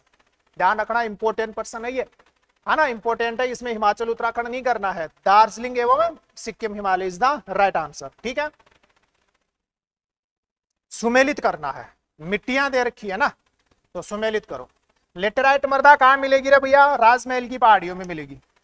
तो 1 में 3 है रे भैया, है ना, और 1 में 3 कहीं नहीं है गिरा, है ना, ये भी रहा और ये भी रहा। फिर है लवणीय मृदा, लवणीय मृदा, लवणीय मृदा कच्छ, लवणीय मृदा कच्छ क्षेत्र में, तो यहाँ यही आंसर हो गया है। काली मृदा, काली मृदा मिलेगी महाराष्ट्र में, तो ये वाला आंसर। और लाल जो मृदा है वो छोटा नागपुर के भटार, मतलब कौन सा आंसर आया? 3 number is the right answer. ध्यान रखना, 3 number is the right answer. ठीक है ना, अगले वाले प्रश्न की तरफ बढ़ते हैं। मैंग्रोव वन सबसे ज्यादा कहां पाए जाते हैं? इस वाले क्षेत्र के अनुसार, ऑप्शन के अनुसार। वैसे तो मैंग्रोव वन पश्चिमी बंगाल में सबसे ज्यादा है ना, पश्चिमी बंगाल और गुजरात और अंडमान निकोबार में सबसे ज्यादा है। तो यहाँ कौन सा आएगा भैया? है ना, यहाँ कहाँ जो है ना वो सबसे ज्यादा आपके मैंग्रोव वन पाए जाएंगे? अरावली श्रृंखला में, गिर पहाड़ियों में, लक्षद्वीप समूह में, या कृष्णा नदी के डेल्टा? तो आंसर कौन आएगा? कृष्णा नदी का delta is the right answer. Lakshadweep समूह में मैंग्रोव वन नहीं है, ध्यान रखना। ठीक है ना, अगले वाले प्रश्न की तरफ बढ़ रहे हैं भैया। अगला प्रश्न क्या कह रहा है? देखो, भारत में काली मृदा के संबंध में कौन सा कथन सही नहीं है? रेगुर मृदा, है ना, इसको कौन सी मृदा बोलते हैं भैया? आजर भी कहां चला गया, है ना। रेगुर मृदा, मृदाएं महाराष्ट्र गुजरात में पाई जाती हैं, सही है। काली मृदा उष्णकटिबंधीय चरनोजम, है ना, चरनोजम मृदा के नाम से जानी जाती है, सही बात है। काली मृदा प्रौढ़ अवस्था की मृदा है, बिल्कुल सही बात है ना, क्योंकि नवीन मृदा नहीं है, प्रौढ़ अवस्था की मृदा ही है। रेगुर मृदा में नमी धारण करने की क्षमता कम होती है, इसका मतलब यही गलत हो गया।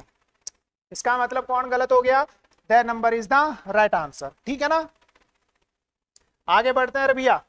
अगला प्रश्न, भारतीय जनगणना 2011 के अनुसार केरल में जनसंख्या वृद्धि दर कितनी दर्ज की गई? इंपोर्टेंट प्रश्न है, कितनी दर्ज की गई भैया? 4.91% इज द राइट आंसर। ठीक है, अगले वाले प्रश्न की तरफ मूव कर रहा हूं भैया, क्योंकि मैं थक गया, मेरा सिर दर्द होने लग गया।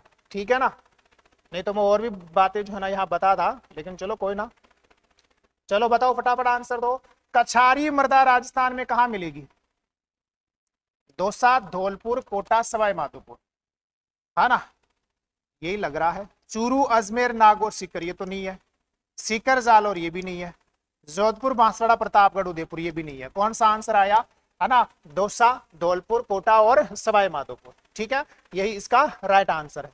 इसमें गंगानगर, हनुमानगढ़, अलवर, भरतपुर, है ना, वाले भाग भी क्या है? शामिल है। भारत में रागी का सबसे बड़ा उत्पादक कौन है? तो भारत में रागी का सबसे बड़ा उत्पादक कौन है भैया?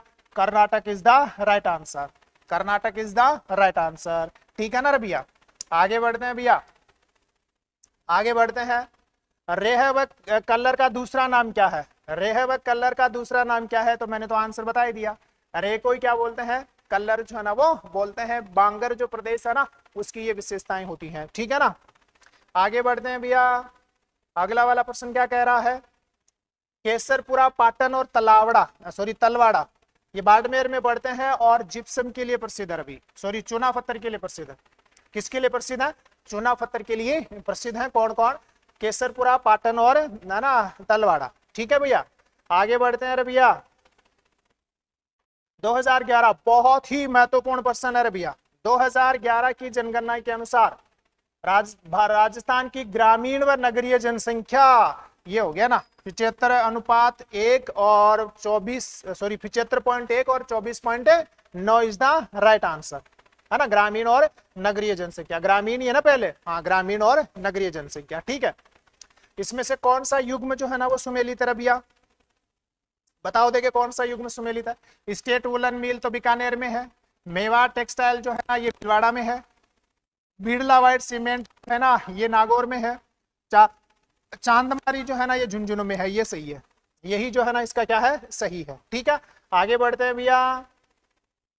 अगला प्रश्न, राजस्थान में जिप्सम के सर्वाधिक भंडार कहाँ है? तो जामसर जिप्सम के लिए जाना जाता है, जामसर बीकानेर जिप्सम के लिए ही जो है ना वो आपका जाना जाता है, सबसे ज्यादा भंडार यहीं पर है। ठीक है, अगले वाले प्रश्न की तरफ मुंह करते हैं भैया। अगला प्रश्न क्या कह रहा है? 2011 की जनगणना के अनुसार भारत का ग्रामीण, ये बहुत महत्वपूर्ण क्वेश्चन है, ग्रामीण एवं नगरीय लिंगानुपात। तो ग्रामीण लिंगानुपात 949 है, ये मुझे पता है। तो 949 पहले ग्रामीण पूछा है, इसमें 949 ये वाला answer 3 number is the right answer. ग्रामीण लिंगानुपात 949, नगरीय लिंगानुपात 929 इज द राइट आंसर। ठीक है, आगे बढ़ते हैं भैया।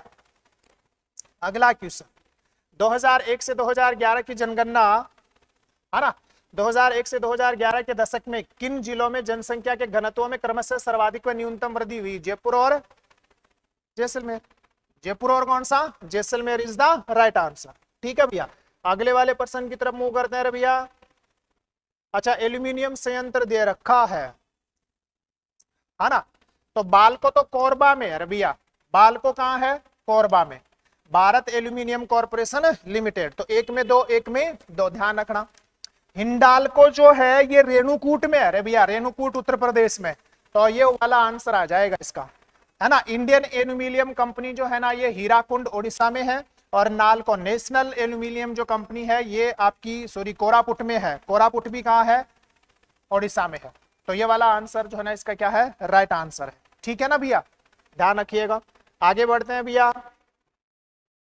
अगला प्रश्न, 2011 की जनगणना के अनुसार निम्न में से किस राज्य में जनसंख्या में कमी आई? तो एकमात्र राज्य था नागालैंड, जहां की जनसंख्या ने क्या की है? नकारात्मक वृद्धि की है। तो आंसर कौन सा हो गया है? Nagaland is the right answer. ठीक है भैया, आगे बढ़ते हैं भैया। 2011 की जनगणना के अनुसार, 2011 की जनगणना के अनुसार राजस्थान की जनसंख्या के संबंध में सही कथन क्या है? बच्चों का लिंगानुपात 888 सही है, महिलाओं की साक्षरता 52.1 सही है, अनुसूचित जनजाति की जनसंख्या का परसेंट 16.9 है, और नगरीय जनसंख्या जो है ना वो 25.1 है। ये तो गलत हो गया। अनुसूचित जनजाति की जो जनसंख्या है ना, अनुसूचित जनजाति की जनसंख्या 16.9 थोड़ी है, ये दोनों ही गलत हो गए, दोनों ही गलत हो गए। तो कौन सा आंसर आएगा? 1 और 2 इज द राइट आंसर। ठीक है ना भी। अनुसूचित एससी की जनसंख्या कहाँ है अपने यहाँ? 16.9 कहाँ है? 13 पॉइंट कुछ है ना। और एसटी 13 पॉइंट कुछ है, और एससी जो है ना वो आपकी कितनी है? 17 पॉइंट कुछ है। दशकीय वृद्धि दर जो है ना वो कितना कितना क्या है? इसको सुमेलित करो देखे।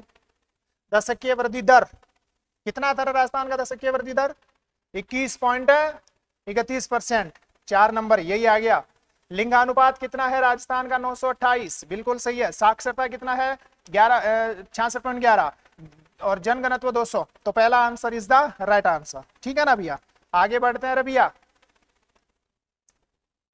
आप सभी का बहुत बहुत धन्यवाद। एक ही क्लास में जो है ना मैंने शानदार तरीके से जो है ना वो आपका रिवीजन करवा दिया है। अगर आप सेशन पर नए हो, है ना, चैनल पर नए हो, तो चैनल को लाइक शेयर सब्सक्राइब जरूर कीजिएगा। ठीक है, मिलते हैं नेक्स्ट सेशन में। आप सभी का बहुत बहुत धन्यवाद।